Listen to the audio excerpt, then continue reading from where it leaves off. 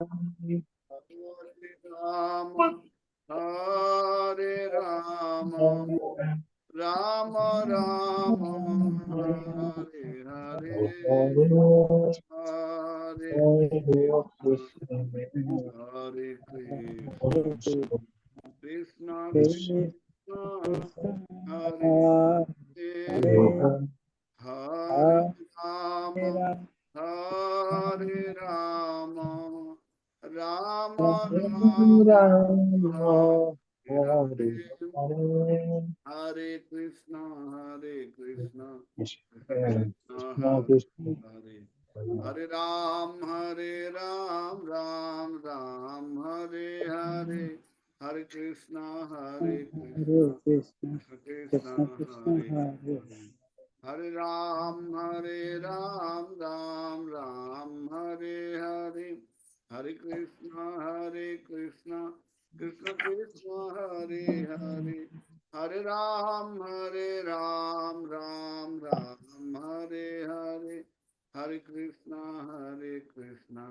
Krishna Krishna, Hare Hare, Hare Ram, Ram Ram, Hare Hare, Hare Krishna, Krishna Krishna, Hare Hare, Hare Ram, Ram Ram, Hare Hare, Jaya Jaya Prabhupada, Prabhupada, Prabhupada, Jaya Srila Prabhupada, Jaya Jaya Gurudev, Gurudev, Gurudev, Gurudev. Join Hantu Mataji. Nittai Gaura Hari Bol, Hari Bol, Hari Bol, Nittai Gaur Hari Bol. Om Namo Bhagavate Vasudevaya. नमो भगवते वासुदेवाय। Om Namo Bhagavate Vasudevaya. ओम भगवते वासुदेवाय। Om Namo Bhagavate Vasudevaya. ओम नमो भगवते Om Jnanatimirandhasya Jnananjana Shalakaya Chakshurunmitam Jena Tasmai Shri Gurave Namah. Namo Vishnu Padaya Krishna Pristaya Bhutale Srimate Bhaktivedanta Swaminiti Namane. Namaste Saraswati Devye Gauravani Pracharine Nirvishesha Sunyavadi Pashyata Deshatarine. Jai Shri Krishna Chaitanya Prabhu Nityananda Shri Advaita Gadadhar Shivashadi Gaura Bhakta Vrinda. Hare Krishna, Krishna Krishna, Hare Hare, Hare Rama, Rama Rama, Hare Hare. Namo Vishnupadaya Krishna Krishna Bhutali Sumati Jayapataka Samniti Namni Namacharya Padaya Nitaya Padaya Guru Patha Namadaya Guru Ram Tani.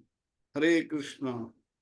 तो काली 30 আজি 20 सेमती हुए कहीं शास्त्र कहूँ 1000 भितर जड़े आसवे से भितर पुणी जड़े कहीं क्वचित जड़े ये रास्तार आगे बढ़ी पार जहाँ भी हो तो आगे आम बढ़ा तो बर्तमान मुझे स्क्रीन शेयरिंग कर दिए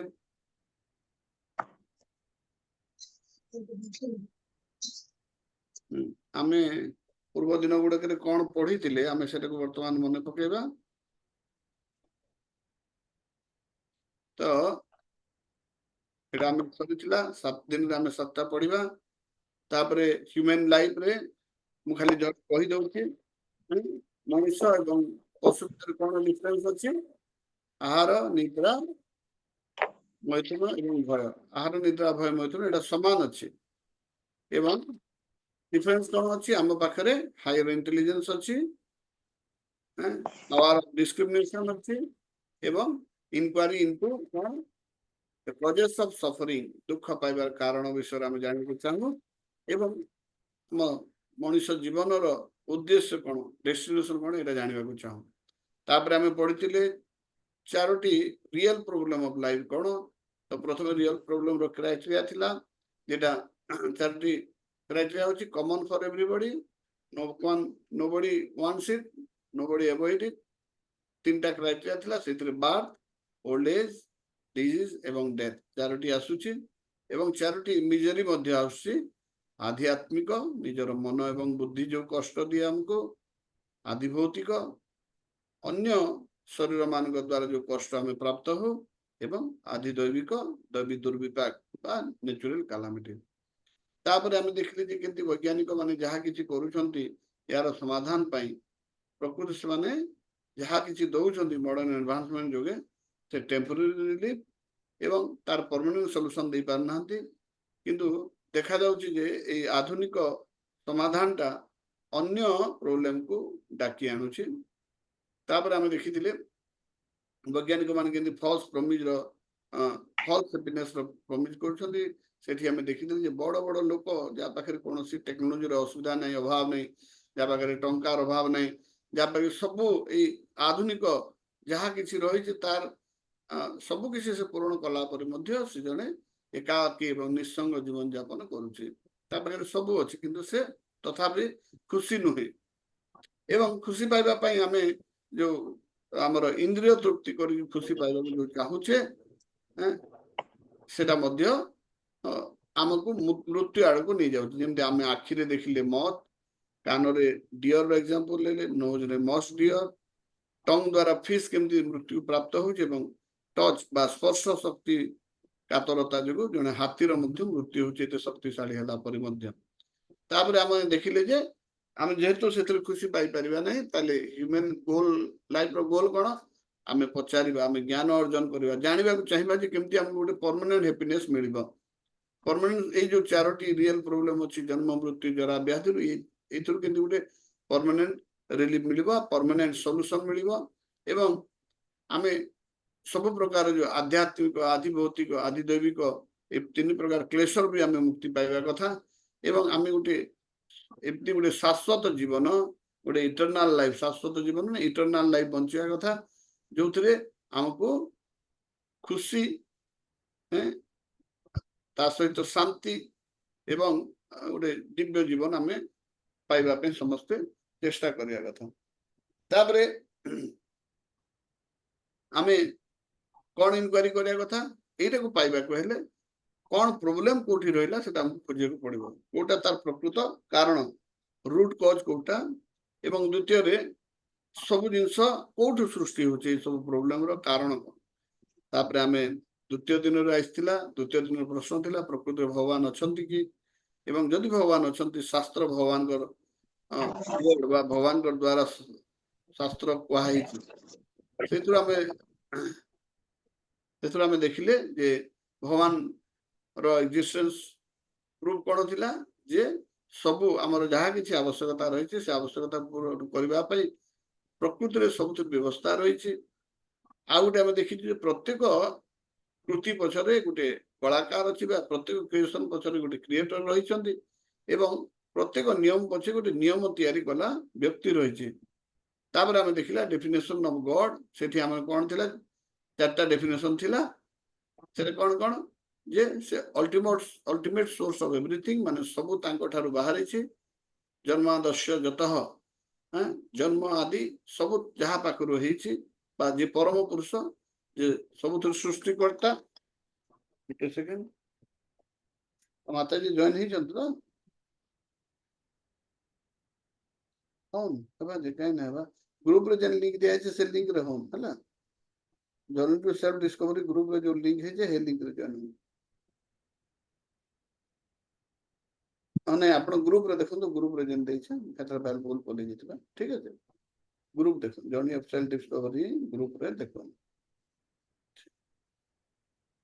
सोदानी माते जॉइन हे नहीं पाते तो तापरे सुप्रीम कंट्रोलर परम नियंत्रणकारी तापरे सुप्रीम प्रोप्राइटर माने सब जिनसर मालिक से एवं सुप्रीम एंजर परम भोक्ता ए सब क्राइटेरिया जा पाखरे अछि ताको हम भगवान बोली कहिबा तापरे हमें देखिथिले तीनोटी ज्ञान आहरण करिवार तीनोटी पंथा मार्ग कोन प्रथमटा होछि हम सेंस ऑर्गन द्वारा जोटा हमें करिथाउ सेटा होछि प्रत्यक्ष प्रमाण कौन प्रत्यक्ष प्रमाण आमे सेंस परसेप्शन किंतु एठी गोटे जिनिस आमे जानि रखिबा जे हमर जो सेंस गुडी को अछि यस कौन से सेंस संपूर्ण निर्भुल नुहंती सब पाखर किछि ना किछि भूल अछि आखिरे आमे आखिर पता देखि परिबा नै एवं बहुत दूर को देखि परिबा नै आखिर बहुत लिमिटेशन अछि आखिरे आमे जो सातटी रंग रहिछि केवल सूर्य किरण सातटी रंग देखि पारुछे ता सूर्य किरण तळे जो रंग रहिछि इंफ्रारेड मोड एक्सपेरिमेंट करिके आपन देखौछि देखो रिमोट कंट्रोल इंफ्रारेड लाइट बाहर मुझे रिमोट कंट्रोल चले लाइट गोटे बाहर जड़ू से देख पार समस्ते गोटे ऑरेंज कलर लाइट बाहर लाइटा खाली आखिर देखा जाए ना এটা ইনফ্রারেড লাইট ক্যামেরা দেখি পারিব কিন্তু ଆମ ଆଖି ଦେଖି ପାରିବ ନାହିଁ ତାର ଅର୍ଥ କ'ଣ ଆମର ଆଖିରେ କିଛି ନା କିଛି ଦୋଷ ରହିଛି ସାତଟି ରଙ୍ଗରୁ ଆମେ ଅଲ୍ଟ୍ରାଭାୟୋଲେଟ୍ ଦେଖି ପାରିବା ନାହିଁ କି ଇନଫ୍ରାରେଡ୍ ମଧ୍ୟ ଦେଖି ପାରିବା ନାହିଁ ପ୍ରତ୍ୟେକ ଘରେ ଯୋଉ ରିମୋଟ କଣ୍ଟ୍ରୋଲ ଅଛି ସେ ରିମୋଟ କଣ୍ଟ୍ରୋଲରୁ ଇନଫ୍ରାରେଡ୍ ଲାଇଟ୍ ବାହାରେ ତାକୁ ଆମେ ଦେଖି ପାରୁନାହିଁ ତ ଆଖି ମଧ୍ୟ ଆମର ସମ୍ପୂର୍ଣ୍ଣ ନୁହେଁ କାନ ମଧ୍ୟ ଆମେ ଦେଖିବା ଯେ ଗୋଟିଏ ବସ୍ତୁ ଯଦି 20 ଥର ଭାଇବ୍ରେଟ୍ ହେବ ସେଇଠୁ ଆମେ ଶୁଣିବା ଆରମ୍ଭ ହୁଏ এবং সে বড়ি বড়ি 1000 2000 5000 10000 15000 20000 রু যেতে ভাইব্রেশন বড়ি দিব আউ কান শুনি পারিব ନାହିଁ কিন্তু কুকুর ମାନଙ୍କ ପାଇଁ ଏମିତି ଗୋଟେ ହୁଇସିଲ ଥାଏ ଯୋଉ ହୁଇସିଲ କୁ ଆପଣ ଯଦି ଫୁଙ୍କିବେ ବ୍ଲୋ କରିବେ ତ ସେ 20000 ର ହାୟର ଫ୍ରିକ୍ୱେନ୍ସି ରେ ସେ ହୁଇସିଲ ଟା ବାଜିବ ଏବଂ ସେଟା पुलिस माने से हुइसिल रखंदी जेतेले चोर को देखिबे से माने से हुइसिल जेतेले फुंकी देबे पाखरे तार जो पुलिस डॉग था से पुलिस डॉग धाई के आसी से चोर को धरिबो तो कान भी हमर परफेक्ट नुहे तापरे हमर जिभा भी परफेक्ट नुहे जिभा रे हम सब स्वाद बारी पार नाही नाकरे मध्य हमर परफेक्शन नाही कुकुरर नाक हमठार बहुत माने बहुत गुण रे पावरफुल सेतरे स्पर्श भी हमर संपूर्ण रूप रे हमें स्पर्श भी अनुभव करि पारु ना तो हमर सेंस ऑर्गन रे एंटी परफेक्ट नुहे तापरे हमर केतेटा दोष मध्य सेंस ऑर्गन रहिछि ये कोन हुए बेले बेले इल्यूजन माने हमको भ्रम होइताय आपण देखिबे आखि रे रास्ता ऊपर गला बेले को गरम खरा दिने रास्ता ऊपर आपण लागिबो सते जेमति से गरम रु पानी अछि बढिया लागे जोटा को हम मरीचिका कहउछि से इल्यूजन रहिताय तो हमर इंद्रिय गुडा को जेतु पूर्ण नुहे या द्वारा हम पूर्ण ज्ञान केतेबेले नै परिबा नाही जेमति हम देखिथिले गतकाली बापार ठिकणा पाइबा पहिले हमें डीएनए टेस्ट करके जानी परिबा नाही किंबा अनुमान करके मध्य जानी परिबा नाही तो जेतु इंद्रिय भी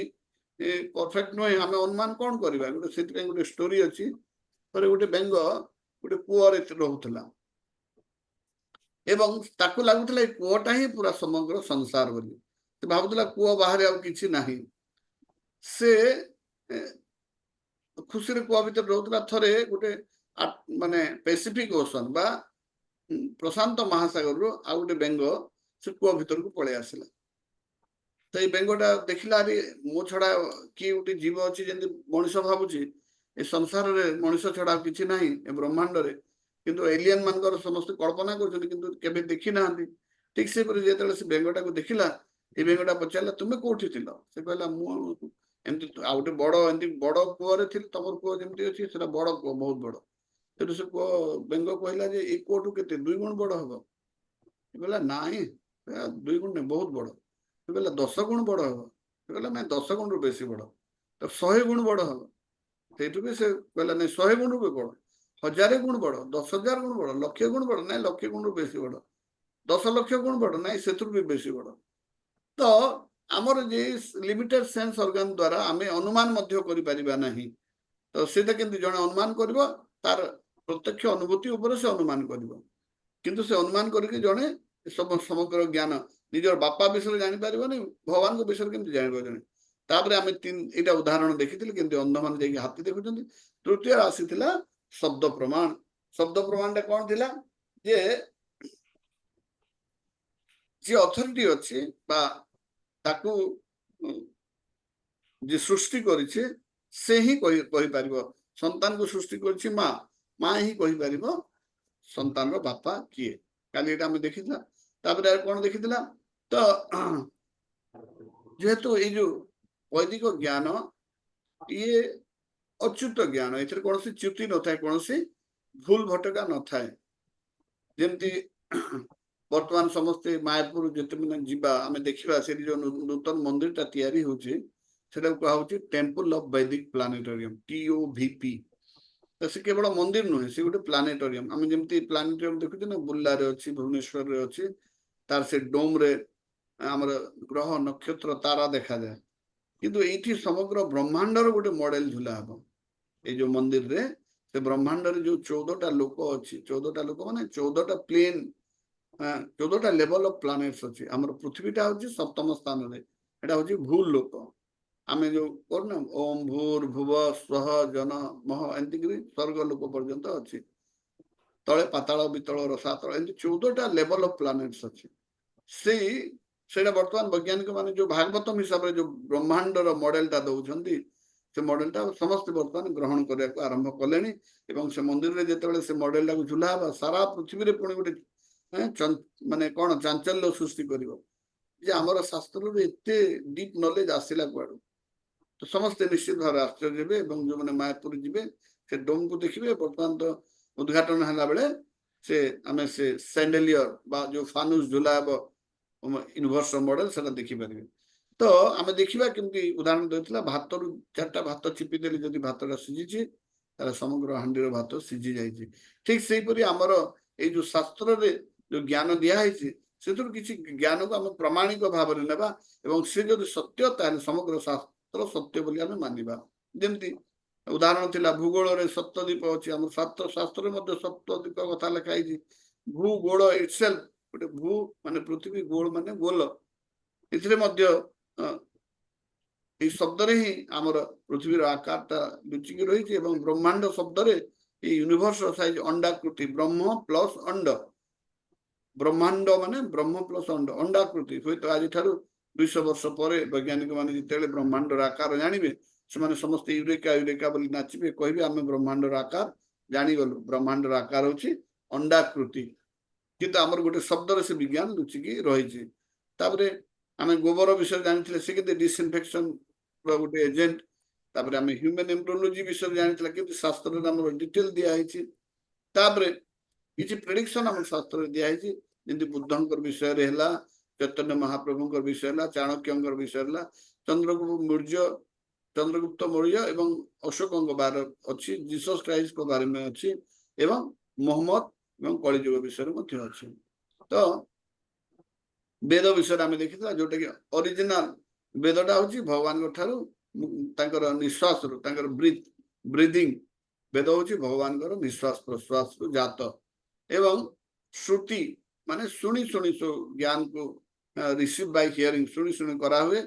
ଏବଂ ଏଇଟା ଅପୃଶ୍ୟ, ମଣିଷ ଦ୍ୱାରା ହିଁ ଭଗବାନ ନିଜେ ଅବତାର ନେଇକି ତାଙ୍କର ଲିଟରେରୀ ଅବତାର ନେବା ପାଇଁ ସେ ବ୍ୟାସଦେବ ହେଇକି ଆସିଛନ୍ତି ଏବଂ ଶାସ୍ତ୍ର ସବୁ ଲେଖିକି ଯାଇଛନ୍ତି। ତ ଏଇ ଶାସ୍ତ୍ରକୁ ଆମେ ଗୋଟେ ଇନଷ୍ଟ୍ରକ୍ସନ ମ୍ୟାନୁଆଲ ସହିତ ତୁଳନା କରିପାରିବା। ତ କାହିଁକି ଅଲଗା ଅଲଗା ସ୍କ୍ରିପ୍ଚର ଅଛି? କାହିଁକି ସ୍ଥାନ ଏବଂ କାଳ ଏବଂ ପାତ୍ର ଅନୁସାରେ ବିଭିନ୍ନ ପ୍ରକାରର ବିଭିନ୍ନ ସ୍ତର ଲୋକମାନଙ୍କୁ ଆଗକୁ ବଢିବା ପାଇଁ ବିଭିନ୍ନ ପ୍ରକାର ଶାସ୍ତ୍ର ରହିଛି। କିନ୍ତୁ ପ୍ରକୃତରେ ସମସ୍ତଙ୍କର ଉଦ୍ଦେଶ୍ୟ ଏଇଆ, ସମସ୍ତେ ସେ ଗୋଟେ ଉଦ୍ଦେଶ୍ୟ ଯେ ଆମେ ଭଗବତ ଧାମ କେମିତି ଫେରିବା, ଆମେ କେମିତି ଗୋଟେ eternal life, blissful life and happiness life କେମିତି, ଶାଶ୍ୱତ ଜୀବନ ଆମେ କେମିତି ବଞ୍ଚିବା।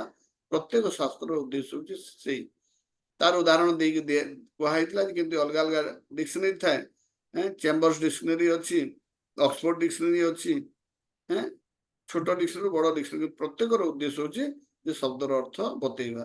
ଠିକ ସେହିପରି ଫିଜିସିଆନ ସମସ୍ତଙ୍କର ରୋଗ ମେଡିସିନ ଟେଷ୍ଟିଂ ସବୁ ଅଲଗା ଅଲଗା ହେଲେ ବି ପ୍ରତ୍ୟେକ ଡକ୍ଟରଙ୍କର ଗୋଟେ ଉଦ୍ଦେଶ୍ୟ ହଉଛି ମଣିଷକୁ ସୁସ୍ଥ କରିବା। ତ ଏଇପରି ଏଇ ସ୍କ୍ରିପ୍ଚରର କଣ ଇମ୍ପୋର୍ଟାନ୍ସ ରହିଛି, ମହତ୍ଵ କଳିଯୁଗରେ ରହିଛି, କଣ କଣ କିଛି ଇମ୍ପୋର୍ଟାନ୍ସ ସ୍କ୍ରିପ୍ଚର ବିଷୟରେ ଦେଖିଥିଲା। ସେ ହଉଛି ଭଗବତ ଗୀତା। ଭଗବତ ଗୀତା ଯୋଉଟା 700 ଶ୍ଲୋକରେ ସମାହିତ ଏବଂ ଏଇଟା ମହାଭାରତର ଗୋଟେ ଅଂଶ, ଭୀଷ୍ମ ପର୍ବର। ଶ୍ରୀମଦ ଭାଗବତମ, ଇଏ ବି ବ୍ୟାସଦେବଙ୍କର ଶେଷ କୃତି। ଏଠି 12ଟି ସ୍କନ୍ଦ ରହିଛି ଏବଂ ଶ୍ରୀମଦ ଭାଗବତମରେ ଭଗବାନ ଏବଂ ଭଗବାନଙ୍କର ଭକ୍ତମାନଙ୍କ ବିଷୟରେ କୁହାଯାଇଛି। ଭଗବତ ଗୀତାରେ ଭଗବାନ ଏବଂ ଅର୍ଜୁନଙ୍କର ସମ୍ବାଦ ବିଷୟରେ ଲେଖା ହେଇଛି। ତ ଆଜି ଆମେ ଡେ 3 କୁ ସମସ୍ତଙ୍କୁ ପୁଣି ସ୍ୱାଗତ। ଆମେ ଦେଖିବା ଡେ 3 ଯେ ହୁ ଇଜ ଗଡ, भगवान किए आम काली देखला does God exist is scripture the words of God आम से देखला हाँ भगवान भी अच्छा एवं शास्त्र भगवान को शब्द तो बर्तमान देखा जे भगवान किए तो आम शास्त्र प्रत्येक शास्त्र कहते भगवान होती कृष्ण आपण ये प्रश्न पचारि पारती समस्ते इस्कन बाला को कहते केवल तुम कृष्ण को भगवान कौच अन्य कौन देवी देवता को मानु ना तार अर्थ ये नुहे कि आम अन्य कौन देवी देवता को मानु ना कि आमको जाना पड़ो जे भगवान प्रकृति में किए भगवान एक था से विस्तार करके विभिन्न अवतार नौ विभिन्न गुण अनुसार लीला अनुसार पुरुष सृष्टि करने अनुसार से विभिन्न निजे निज को से एक्सपांड करुछंती तो बर्तमान आम देखा जे भगवान लॉर्ड कृष्ण कहीं भगवान बोली आम मानुचे एवं सेटा कहूँ supreme personality of God head supreme माने से परम पर्सनालिटी माने परम व्यक्ति बा परम पुरुष गॉड हेड माने भगवान एवं भगवान को मध्य से पुणी से हेड भगवान माने होची कौन आम आपको देखू कौन कहूँ तो भगवान कृष्ण को आम भगवान कहीं कहे कहीं भगवद गीतार सप्तम अध्याय सप्तम श्लोक कृष्ण कहते मत पर तरंग नान्यम किंचित अस्ति धनंजय भगवान कहते मो सांगे समान बा मो ऊपर कहीं नहीं भगवान तो प्रत्येक समय प्रत्येक जुगर से अवतार नहीं आसती किंतु कृष्ण को आम कहीं भगवान कहे बाकी कौन सी अवतार रे भगवान कही ना जे मोर ऊपर आउ कहीं ना बोले किंतु केवल कृष्ण अवतार रे कृष्ण ही से आउटा ओरिजिनल फॉर्म बोली कहते से कहते मोर ऊपर कहीं ना आम देखला शास्त्र इनफेलिबल शास्त्र किसी मिथ्या लिखा ही नहीं से शास्त्र कहूँ से शास्त्र भगवान भगवद गीतार सप्तम अध्याय सप्तम श्लोक कहते मो ऊपर मो समान कहीं ना द्वितीय भगवद गीतार दशम अध्याय अष्टम श्लोक भगवान कौन कहते आम देखिले जे भगवान परम से ऊपर कहीं ना माने से होते सुप्रीम कौन सुप्रीम सोर्स ऑफ एवरीथिंग प्रथम आम क्राइटेरिया भगवान थिला कौन सोर्स ऑफ एवरीथिंग तो भगवान को ऊपर कहीं ना माने भगवान होते सब सोर्स द्वितीय सोर्स ऑफ एवरीथिंग रे कौन अहम सर्वस्व प्रभु मत सर्वम प्रवर्तते तो दशम अध्याय अष्टम श्लोक भगवान कौन कहते मो ठार सब किसी बाहरी मु सब सोर्स तो सीटी कहते आम गोटे देखी सोर्स ऑफ एवरीथिंग भगवान गोटे क्राइटेरिया यहाँ भी भगवान कृष्ण पूरण कर भगवान भागवतम श्रीमद भागवतम प्रथम स्कंदर तृतीय अध्याय 28 नंबर श्लोक भगवान कहते ए तो चांश कला पुंसम कृष्णस्तु भगवान स्वयं से लिखाई भगवान स्वयं भगवान होती कृष्ण कहीं से होती ऑल ऑपुलेंट सब प्रकार दिव्यता पाखे अच्छी आम से देखा तार डिफिनेशन पुणी पर देखा एवं सुप्रीम प्रोप्राइटर सुप्रीम कंट्रोलर एवं सुप्रीम एंजॉयर भोक्तारम यहाँ भगवद गीतार पंचम अध्याय 29 नंबर श्लोक दिखाई भोक्तारम यज्ञ तपसा सर्वलोक महेश्वरम से कहते मुझे भोक्तारम यज्ञ जहाँ किसी यज्ञ कराऊ जहाँ किसी आप व्रत जहाँ किसी उपवास जहाँ किसी यज्ञ सबुथिर मुझे भोक्ता मुझे एंजॉयर सुप्रीम एंजॉयर पुणी सर्वलोक महेश्वरम सबु लोक जो रही 14टी लोक रही अनंत कोटि ब्रह्मांड रही सबु लोकर महेश्वर ईश्वर माने होचंदी कंट्रोलर महेश्वर माने सुप्रीम कंट्रोलर तामे देखिते supreme proprietor supreme controller supreme enjoyer सब क्राइटेरिया भगवान कृष्ण पूरण करुचंती समस्ते जानी पारले एथर नेक्स्ट देखिबा नेक्स्ट पुणी दिया होची उदाहरण भगवान जने व्यक्ति आउ ब्रह्म ज्योति जहाँ को आम ब्रह्म ज्योति बोली कहूचे से होची तांकर शरीर रो निर्गत ज्योति उदाहरण आपण भगवद गीतार 14 नंबर अध्याय 27 नंबर श्लोक कहते ବ୍ରହ୍ମଣ ହିଁ ଏଇ ବ୍ରହ୍ମଣ ବା ଏଇ ଯୋଉ ବ୍ରହ୍ମ ଜ୍ୟୋତି ଏଟା ମୋର ଶରୀରରୁ ବାହାରେ। ଏବଂ ପୁଣି ନବମ ଅଧ୍ୟାୟରେ 11 ନମ୍ବର ଶ୍ଲୋକରେ କହୁଛନ୍ତି ଅବଜାନନ୍ତି ମା ମୂଢମ ମାନୁଷୀମ ତନୁ ଆଶ୍ରିତମ। ଭଗବାନଙ୍କୁ ଭଗବାନଙ୍କର ଶରୀର ଭଗବାନଙ୍କର ବ୍ୟକ୍ତିତ୍ୱ ସେଟା ହଉଛି ଦିବ୍ୟ। ଜନ୍ମ କର୍ମ ଚମେ ଦିବ୍ୟମ ଯୋ ମେ ବ୍ୟକ୍ତି ତତ୍ତ୍ୱତଃ। ମୋର ଭଗବାନ କହୁଛନ୍ତି ମୋର ଜନ୍ମ ଏବଂ ମୋ କର୍ମ ଦିବ୍ୟ। ଏଟାକୁ ଯିଏ ଜାଣିଛି ସେ ଆଉ ଏଇ ଧରାଧାମରେ ଆଉ ଜନ୍ମ ମୃତ୍ୟୁ ଜରା ବ୍ୟାଧିର ଏଇ ଚକ୍ରରୁ ସେ ବାହାରକୁ ପଳେଇଯିବ, ମାନେ ଭଗବତ ଧାମକୁ ପଳେଇବ। ତ ବ୍ରହ୍ମଜ୍ୟୋତି ବହୁତ ଲୋକ କହୁଛନ୍ତି ଯେ ତାଙ୍କର ଯୋଉମାନେ ଜ୍ଞାନ ଅର୍ଜନ କରନ୍ତି ସେମାନେ ଭଗବାନଙ୍କର ସତ୍ତା ଭଗବାନ ଜଣେ ବ୍ୟକ୍ତି ବୋଲି ସେ ଗ୍ରହଣ କରନ୍ତି ନାହିଁ।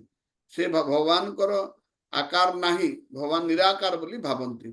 ଏଠି ଗୋଟେ କମନ ଜିନିଷ ଅଛି ଯେ ଯାହା ଆମ ପାଖରେ ଅଛି ଆମେ ଯଦି କହିବା ସେଟା ଭଗବାନଙ୍କର ପାଖରେ ନାହିଁ ତାହେଲେ ଆମେ ନିଜେ ନିଜକୁ ଇନଡାଇରେକ୍ଟଲି ଭଗବାନଙ୍କ ଠାରୁ ଉଚ୍ଚରେ ରଖିବା ପାଇଁ ଚେଷ୍ଟା କରୁଛୁ। ଆମର ଗୋଟେ ଆକାର ଅଛି, ଆମେ କହୁଛୁ ଭଗବାନଙ୍କର ଆକାର ନାହିଁ। ଏମିତି କୌଣସି ଜିନିଷ ନାହିଁ ଯୋଉଟା କି ଭଗବାନଙ୍କ ପାଖରେ ନାହିଁ। ସବୁ ଜିନିଷ ଭଗବାନଙ୍କର ଅଛି, କାହିଁକି ଭଗବାନ ହଉଛନ୍ତି ପୂର୍ଣ୍ଣ। ବର୍ତ୍ତମାନ ଆମେ ଦେଖିବା ଭଗବାନ କୃଷ୍ଣ ଏବଂ ଦେବୀ ଦେବତା ଏମାନଙ୍କ ଭିତରେ କଣ ପାର୍ଥକ୍ୟ ରହିଛି। ତ ଭଗବତ ଗୀତାର 10ମ ଅଧ୍ୟାୟରେ 2ୟ ଶ୍ଲୋକରେ ଏବଂ 3ୟ ଅଧ୍ୟାୟର 12 ନମ୍ବର ଶ୍ଲୋକରେ ଭଗବାନ ତାଙ୍କ ଭିତରେ ଏବଂ ଦେବୀ ଦେବତାଙ୍କ ଭିତରେ କଣ ପାର୍ଥକ୍ୟ ଅଛି ସେଟା କହିଛନ୍ତି। ଆଚ୍ଛା, ଦେବୀ ଦେବତା ଏବଂ ଭଗବାନଙ୍କ ଭିତରେ କଣ ପାର୍ଥକ୍ୟ? ଦେବୀ ଦେବତା ମାନେ ଭଗବାନଙ୍କର ଯୋଉ ଗଭର୍ଣ୍ଣମେଣ୍ଟ ଅଛି ବା ଭଗବାନ ଯୋଉ ତାଙ୍କର ପରିଚାଳନା କମିଟି ରଖିଛନ୍ତି ବା ଏ ସଂସାରକୁ ଚଳେଇବା ପାଇଁ ବିଭିନ୍ନ ଲୋକଙ୍କୁ ଯୋଉ ଦାୟିତ୍ୱ ଦେଇଛନ୍ତି, ଦେବୀ ଦେବତା ହଉଛନ୍ତି ସେ ଦାୟିତ୍ୱ ନେଲା ବ୍ୟକ୍ତି ବିଶେଷ। ଯେମିତି ଜଳର ଦେବତା ବରୁଣଙ୍କୁ ଜଳର ଦେବତା କରାହେଇଛି, ସୂର୍ଯ୍ୟଙ୍କୁ ଯିଏ ଅଛନ୍ତି ସୂର୍ଯ୍ୟ ଲୋକର ଯିଏ ରାଜା ତାଙ୍କୁ ସୂର୍ଯ୍ୟ ଗ୍ରହଟି ଦିଆହେଇଛି। ତାପରେ ପବନ ମରୁତକୁ ଯୋଉ ପବନ ଦାୟିତ୍ୱ ଦିଆହେଇଛି, ପବନକୁ କେମିତି ଚଳ ପ୍ରଚଳ କରିବେ। ଲକ୍ଷ୍ମୀ ଦେବୀଙ୍କୁ ଧନର ଦେଇଛନ୍ତି, କୁବେରଙ୍କୁ ବି ଧନର ଦିଆହେଇଛି। ଯମଙ୍କୁ ଯୋଉମାନେ ଦୁଷ୍ଟ ଅଛନ୍ତି ତାଙ୍କୁ ଶାସ୍ତି ଦେବାକୁ ଦିଆହେଇଛି। ଯମ ପାଖରେ ଯୋଉ ଚିତ୍ରଗୁପ୍ତ ଅଛନ୍ତି ତାଙ୍କୁ ସମସ୍ତଙ୍କର ପାପ ପୁଣ୍ୟକୁ ଲେଖିକି ରଖିବା ପାଇଁ ଦାୟିତ୍ୱ ଦିଆହେଇଛି। ଏମିତି ବିଭିନ୍ନ ଦେବୀ ଦେବତା 33 କୋଟି ଦେବୀ ଦେବତା ରହିଛନ୍ତି। ତାଙ୍କର କାର୍ଯ୍ୟ ହଉଛି ସେମାନେ ଏଇ ସଂସାରର ପରିଚାଳନା ଦାୟିତ୍ୱରେ ଅଛନ୍ତି। ଏବଂ ଏ ଡେମିଗଡ ଯେହେତୁ ସେମାନେ ପରିଚାଳନା ଦାୟିତ୍ୱରେ ଅଛନ୍ତି ତାଙ୍କ ପାଖରେ ମଧ୍ୟ ଶକ୍ତି କିଛି କିଛି ରହିଛି। ଶକ୍ତି ତ ଗୋଟେ ମଶା ପାଖରେ ମଧ୍ୟ ରହିଛି। ଗୋଟେ ମଶା ବି ଚାହିଁଲେ ଗୋଟେ ମଣିଷକୁ ମାରିଦେବ, ତାର ପାଖରେ ଏତେ ଶକ୍ତି ଅଛି।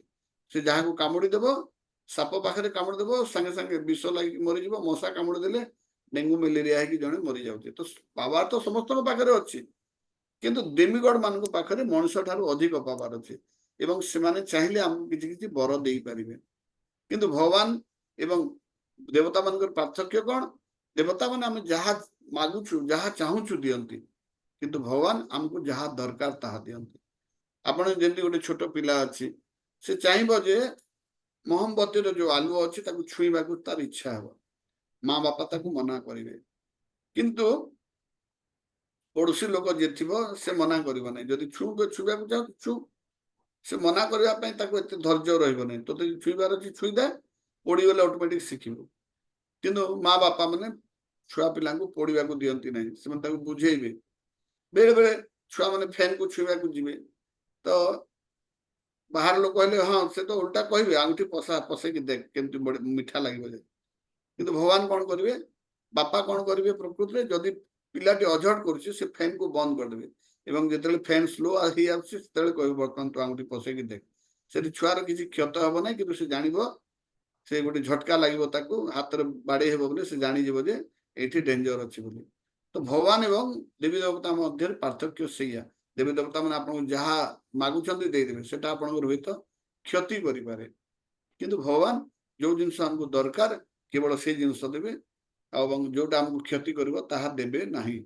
କାହିଁକି ଭଗବାନ ହଉଛନ୍ତି କୃଷ୍ଣ ହଉଛନ୍ତି ପରମ ପିତା। ତ ବର୍ତ୍ତମାନ ଆଉ ଗୋଟେ ବହୁତ ଲୋକଙ୍କ ମନ ଭିତରେ ଗୋଟେ ଡାଉଟ ଥାଏ ଯେ କୃଷ୍ଣ ହଉଛନ୍ତି ଭଗବାନ ବିଷ୍ଣୁଙ୍କର ଅବତାର। अवतार माने भगवान तो कहउचंती जे जेते जेते बेले यदा यदा ही धर्मस्य ग्लानिर्भवति भारत भगवान निजे स्वीकार करछंती जे धर्मर ग्लानि हुए आमे पढिथिले ना जे धर्म ही तेषा अधिक विशेष धर्मे न हिना पशु भी समाना मनुष्य एवं पशु मान भीतर गोटे पार्थक्य अच्छी मनुष्य धर्म को जानी पारिबो किंतु पशु माने एवं इतर जीवजंतु माने धर्म को जानी पारिबे नाही पुणी भगवान आ गोटे कथा एठी कहउचंती जे धर्मर ग्लानि हुए कोउठी ए भारत ने भारत माने गोटे समय सारा पृथ्वी को भारत कहउतला आमे सेटा पछके देखिबा हायर क्लास रे आमे जतले पढिबा केमती भारत वर्षे भारत खंडे जम्बू द्वीपे एमती टाइप रो हमर ए जो जेते बेले आमे कोनसी गोटे यज्ञ करिया को जाउछे बा गोटे संकल्प करिया को जाउछे गोटे पूजा विधि करिया को जाउछे सेते पंडित आपन गोटे मंत्र पढेबे से मंत्र रे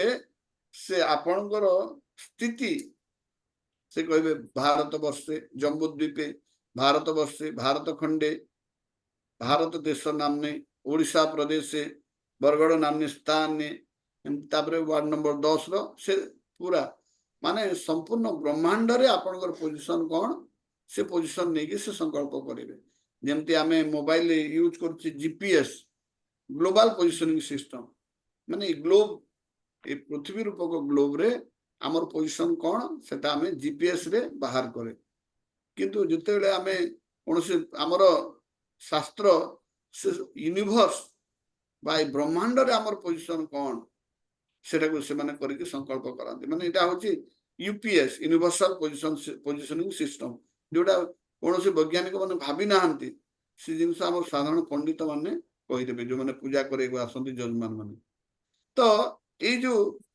पृथ्वी पृष्ठ को गोटे समय भारत को कहउतला एवं भगवान कहउचंती जे जेते जेते बेले धर्मर ग्लानि हुए एवं अधर्मर अभ्युत्थान हुए तापर कोन यदा यदा धर्मस्य ग्लानिर्भवति भारत अभ्युत्थान अधर्मस्य तदात्मानं सृजाम्यहं परित्राणाय साधुनां साधुमान को परित्राण करबा होती मोर प्रथम काम से समय साधुमान को परित्राण करबा पई साधुमान को भक्तमान को खुशी करबा पई भक्तमान को आनंदित करबा पई तापरे विनाशाय तो दुष्कृताम एवं दुष्कृत बा जो माने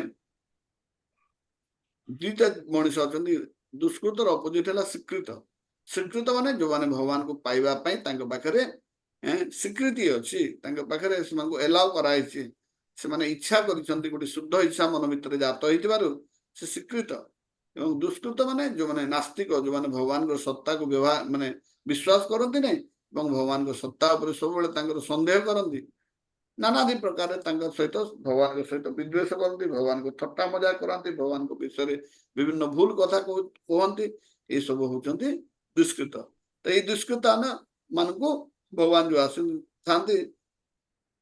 कौन करते विनाशाय तो दुष्कृताम हे दुष्कृत मान को विनाश करते संभवामी युगे युगे जन्मामी नुहे संभवामी तो बर्तमान आम देखा भगवान अवतार तो सब जुगरे नौछंती तो चारिटा जुग रही कौन कौन सत्य त्रेतया द्वापर कली एटा मु आपन पचार नहीं कहीं बेसिक नॉलेज आप समस्त जानी जो जगह आप जानी पारिबे नहीं कन्फ्यूजन हो से जगह मु पचारिबे तो ए सत्य त्रेतया द्वापर कली ये केते हाँ कौन पचारिबे हाँ प्रभु एटी लेखा है विष्णु कृष्ण को अवतार विष्णु एटा अवतार हाँ हाँ एटा केमती होची आपण से जिंस तो मु व्याख्या करूची तो जेते बेले आमे समस्त उल्टा जानिछु आमे समस्त जानिछु जे कृष्ण होचंदी विष्णुଙ୍କର अवतार किंतु एटी लेखा है विष्णु कृष्णଙ୍କର अवतार केमती हेले से जिंस तो मु बुझौची से जिंसटा बहुत लोक जानि नांती 99.99% लोक जानि नांती कृष्ण को आमे काई भगवान बोली कहू जदि विष्णु को ठार कृष्ण बाहर तो विष्णु होचंदी कृष्ण सोर्स आमे तो पढ़िला जे सोर्स ऑफ एवरीथिंग जे गॉड हेबो से सोर्स ऑफ एवरीथिंग हेबा कथा आ जदि कृष्ण विष्णु को अवतार ताले विष्णु कृष्ण को सोर्स ताले कृष्ण को हमें भगवान केमती कहबा से जिंस मु कहूची बताउची शास्त्र रे आमे सेटा भल कर पढुना आमे भागवतम को जानू ना शास्त्र को ठीक भाव जानी पारू ना बोले आम मन रे एमती गोटे डाउट रहउची तो ये समय गोटे देखा समय सारणी आप लिखि दिंतु चारोटी युग लिखंतु देखो सत्य त्रेतया द्वापर कली ये चारोटी युग को मिसेकी गोटे दिव्य युग कहा हुए बा चतुर्युग दिव्य युग बा चतुर्युग अब्लिक दे दियंतु दिव्य युग अब्लिक चतुर्युग चारोटी युग अच्छे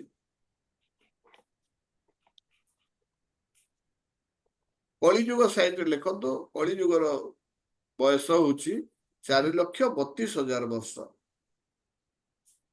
4,32,000 4,32,000 वर्ष 432 मन रहा आपंकर 4 पर 3 3 पर 2 2 3 4 उल्टे देले 4 3 2 4,32,000 4,32,000 वर्ष हूँ कलिजुग तार डबल हूँ द्वापर तार ऊपर को लिखंतु 8,64,000 वर्ष 8,64,000 कलिर डबल हूँ द्वापर तापर तार कलिजुगर 3 गुण हूँ त्रेतया त्रे द्वाटा डबल से द्वा त्रेतया हूँ तार ट्रिपल त्रे 4,32,000 गुणन 3 माने 12,96,000 वर्ष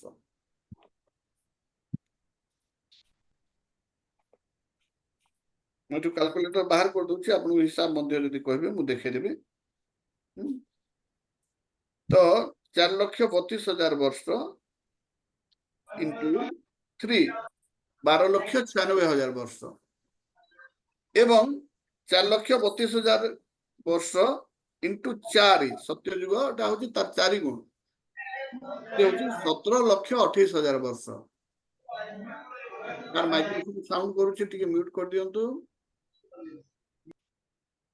धन्यवाद 4,32,000 वर्ष 4,32,000 मोबाइल देखा जीव नहीं मुझे तो बैकग्राउंड में देजी 4,32,000 गुणन 4 समान 17,28,000 वर्ष ये सब को आपण जदि मिसेबे ये चारि युगर बयस जदि मिसेबे तो 4,32,000 वर्ष 10 गुण हम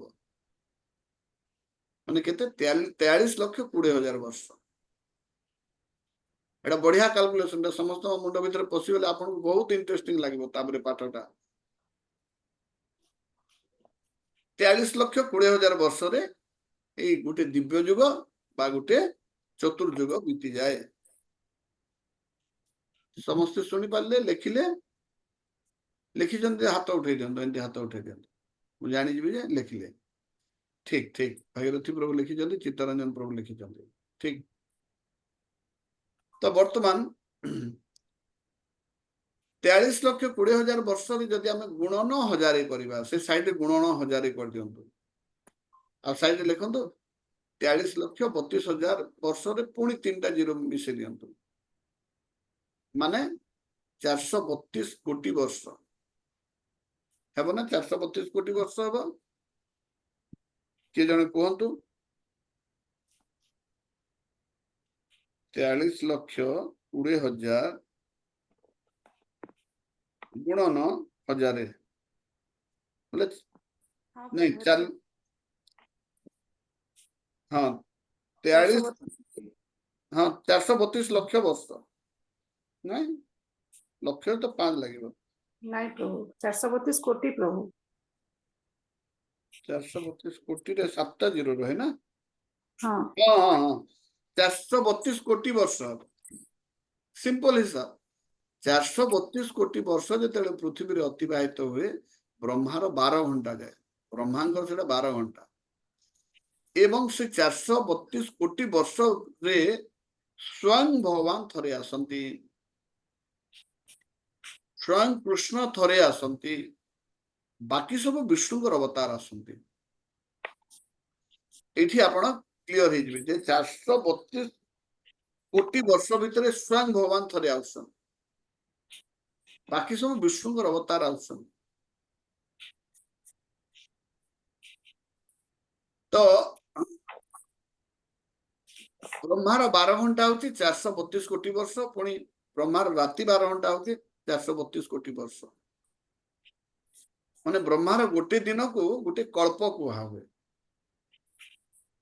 ब्रह्मार गोटे दिन को गोटे कल्प कुहा हुए एवं ब्रह्मा सेमती 365 दिन गोटे वर्ष एवं ब्रह्मांकर जीवन हूँ 100 वर्ष एवं ब्रह्मांगर सारा जीवन 100 वर्ष को गोटे परा कुहा हुए कौन कुहा हुए ब्रह्मार जीवन माने 100 वर्ष माने 432 कोटी इंटू 2 हेले गोटे दिन इंटू 30 हेले गोटे मास इंटू 12 हेले गोटे वर्ष इंटू 100 हेले ब्रह्मार जीवन काल गोटे कल्प बोली गोटे परा बोली कुहा हुए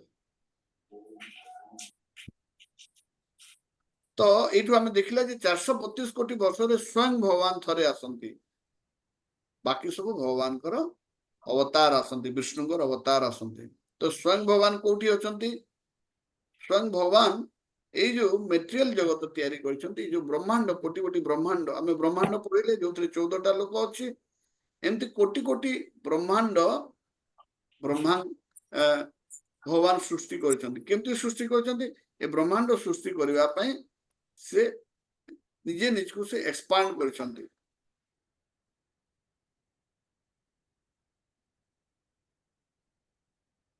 एबे क्लास चलछे एबे मु जाई न पारे ना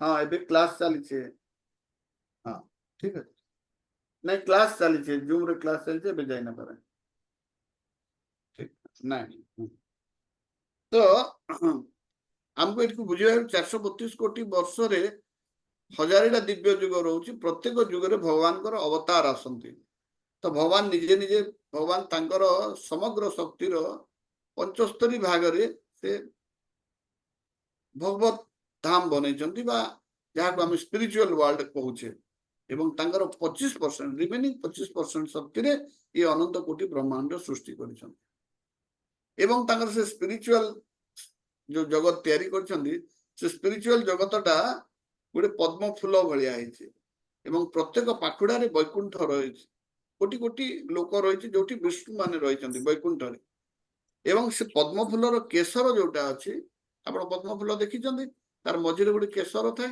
से केसर हूँ कहु गोलोक वृंदावन से गोलोक वृंदावन रे सब बड़े राधा कृष्ण नित्य लीला करुछंती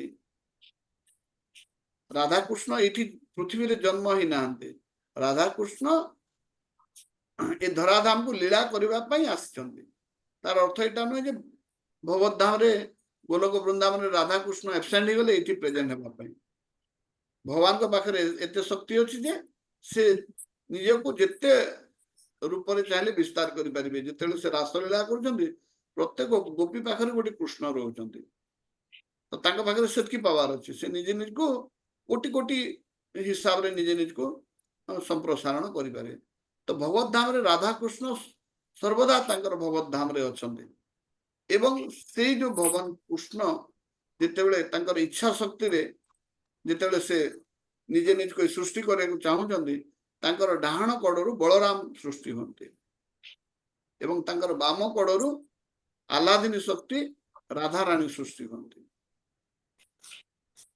से बलराम पुणी संप्रसारण हुए चतुर्व्यूह हिसाब रे सेटा हम भविष्य पढ़ा से केमती अनिरुद्ध संकर्षण वासुदेव एवं प्रद्युम्न चारिटा चतुर्व्यूह जात हमें यहाँ डिफिकल्ट जिन खाली आप आइडिया रखी था से चारिटा जो चतुर्व्यूह हमें से संकर्षण पुणी नारायण सृष्टि होती पुणी से नारायण पुणी अनिरुद्ध संकर्षण प्रद्युम्न एवं वासुदेव सृष्टि होती से संकर्षण पुणी महाविष्णु सृष्टि होती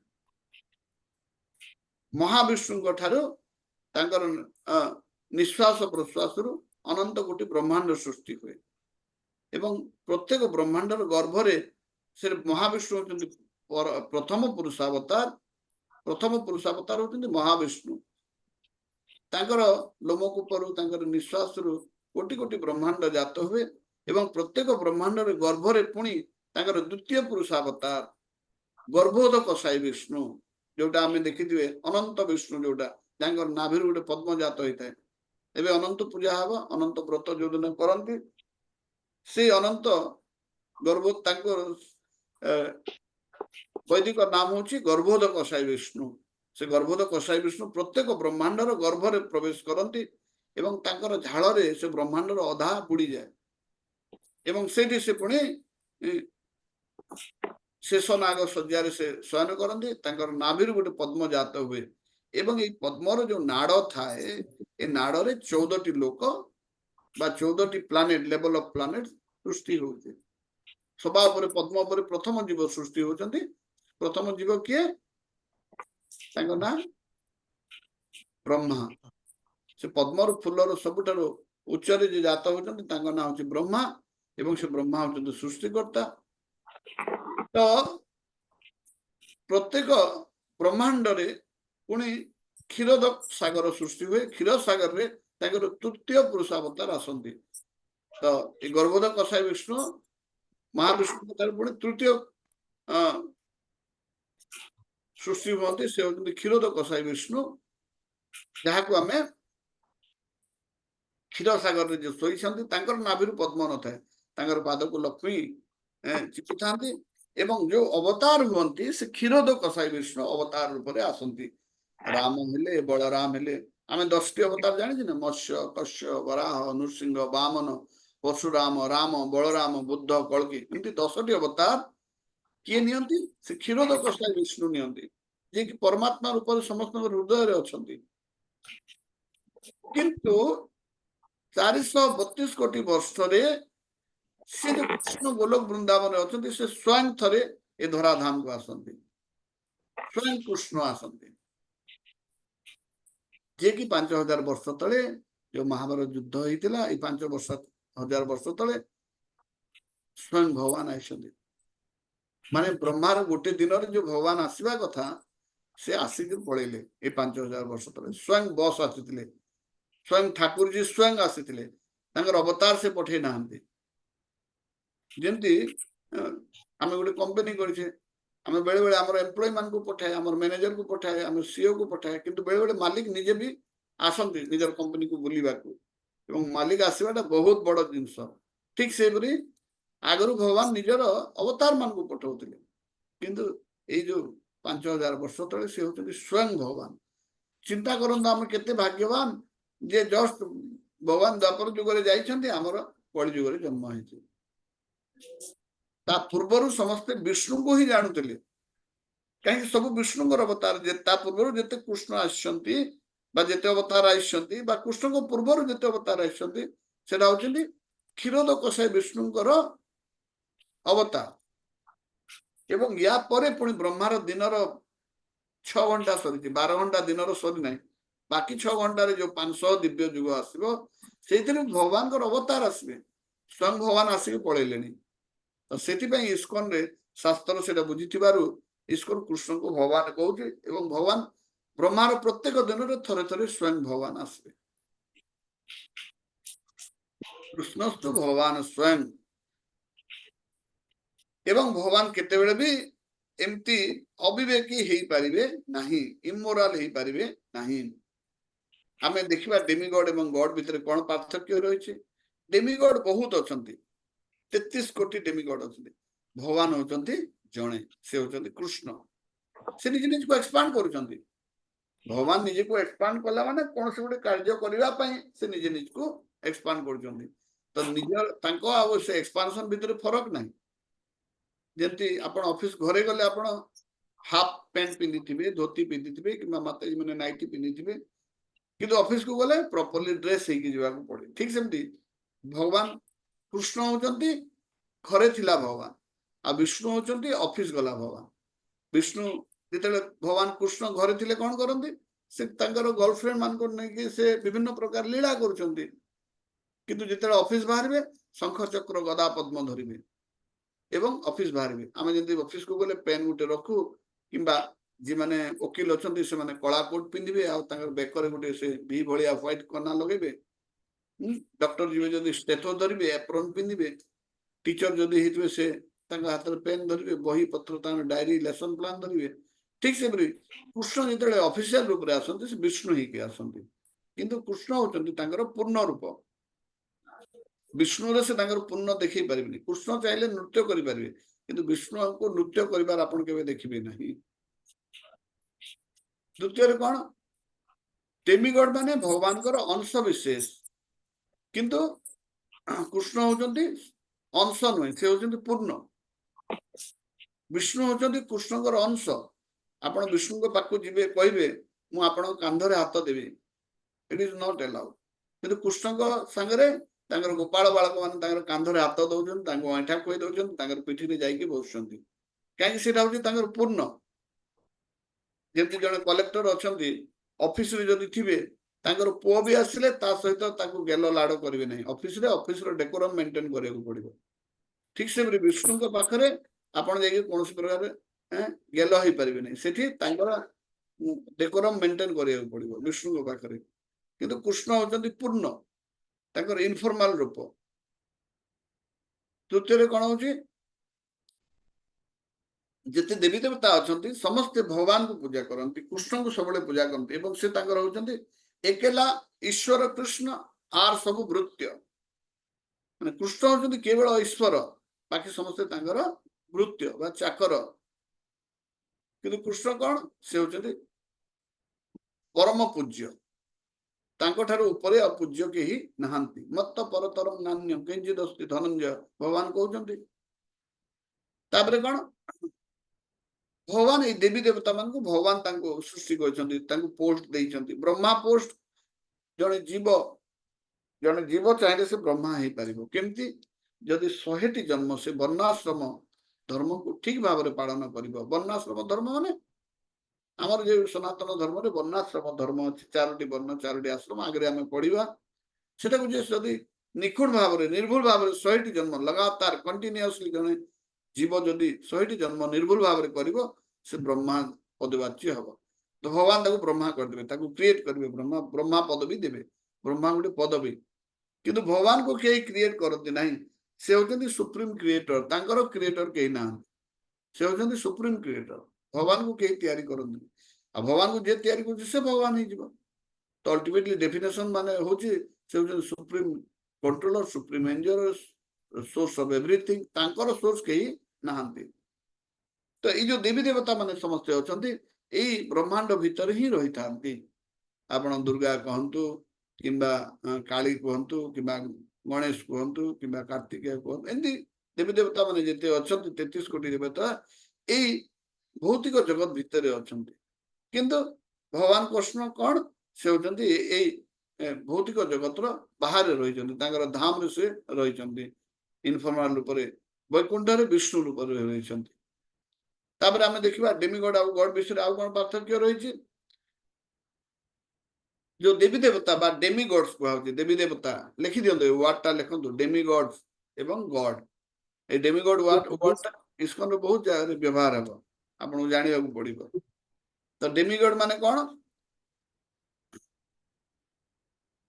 ଏମାନଙ୍କୁ ପାୱାର ଦିଆହେଇଛି ପାୱାର ଡେଲିଗେଟ କରାହେଇଛି ଏବଂ ଏଇ ଭୌତିକ ସଂସାରର ବା ବ୍ରହ୍ମାଣ୍ଡର ବିଭିନ୍ନ କାର୍ଯ୍ୟ କରିବାକୁ 33 କୋଟି ଦେବୀ ଦେବତାଙ୍କୁ ଖାଲି ଭାରତ ବର୍ଷରୁ 33 କୋଟି ଦେବୀ ଦେବତା ନାହାନ୍ତି ସମଗ୍ର ବ୍ରହ୍ମାଣ୍ଡକୁ କଣ୍ଟ୍ରୋଲ କରିବା ପାଇଁ 33 କୋଟି ଦେବୀ ଦେବତାଙ୍କୁ ମ୍ୟାନେଜର ହିସାବରେ ବିଭିନ୍ନ ବିଷୟକୁ ବୁଝିବା ପାଇଁ ରଖାହେଇଛି କିନ୍ତୁ ଭଗବାନ କଣ ସେ ସମସ୍ତଙ୍କୁ କଣ୍ଟ୍ରୋଲ କିଏ କରନ୍ତି ଭଗବାନ ସ୍ୱୟଂ ଭଗବାନ କରନ୍ତି ଆମେ ପରବର୍ତ୍ତୀ ସମୟରେ ଦେଖିବା ବ୍ରହ୍ମା କେମିତି ବ୍ରହ୍ମା ମଧ୍ୟ ଭଗବାନଙ୍କୁ ବୁଝି ପାରୁନାହାନ୍ତି ସେ କେମିତି ବିମୋହିତ ହେଇଯାଉଛନ୍ତି ଏବଂ ସେ ବ୍ରହ୍ମ ବିମୋହନ ଲୀଳାରେ ଆମେ ଦେଖିବା କେମିତି ତାଙ୍କର ଭଗବାନ କୃଷ୍ଣ ତାଙ୍କର ବିମୋହିତ ଯୋଉ ହେଇଯାଉଛନ୍ତି ତାକୁ କିପରି ଭାବରେ ସଂଶୋଧନ କରୁଛନ୍ତି ତାପରେ ଯେତେ ଡେମିଗଡ ଅଛନ୍ତି ଏମାନେ ସମସ୍ତେ ଭଗବାନଙ୍କର ଯୋଉ ଇଚ୍ଛା ଆଗରେ ସମସ୍ତେ ତାଙ୍କର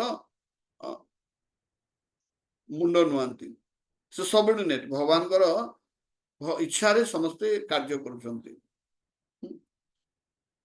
ଭଗବାନ ସେଥିପାଇଁ ଭଗବତ ଗୀତାରେ କହୁଛନ୍ତି ମାୟା ଦକ୍ଷିଣ ପ୍ରକୃତି ଶ୍ରୋତେ ସଚରାଚରମ ଏ ସମଗ୍ର ପ୍ରକୃତି ମୋର ଇଚ୍ଛାରେ ସେ ସୃଜନା ହଉଛି ବ୍ରହ୍ମାଙ୍କୁ ଭଗବାନ କହୁଛନ୍ତି ତପ କର ତ ଏମାନେ ସମସ୍ତେ ସବର୍ଡିନେଟ ଦେବୀ ଦେବତା ମାନେ ଭଗବାନଙ୍କ ସବର୍ଡିନେଟ କିନ୍ତୁ ଭଗବାନ ହଉଛନ୍ତି ସେ ହଉଛନ୍ତି ସୁପ୍ରିମ ସୁପ୍ରିମଲି ଇଣ୍ଡିପେଣ୍ଡେଣ୍ଟ ସେ କାହାରି ଭଗବାନ କାହାରି ଉପରେ ଡିପେଣ୍ଡେଣ୍ଟ ହୁଅନ୍ତି ନାହିଁ ତାଙ୍କ ଉପରେ ସମସ୍ତେ ଡିପେଣ୍ଡେଣ୍ଟ କିନ୍ତୁ ଭଗବାନ ହଉଛନ୍ତି ଇଣ୍ଡିପେଣ୍ଡେଣ୍ଟ।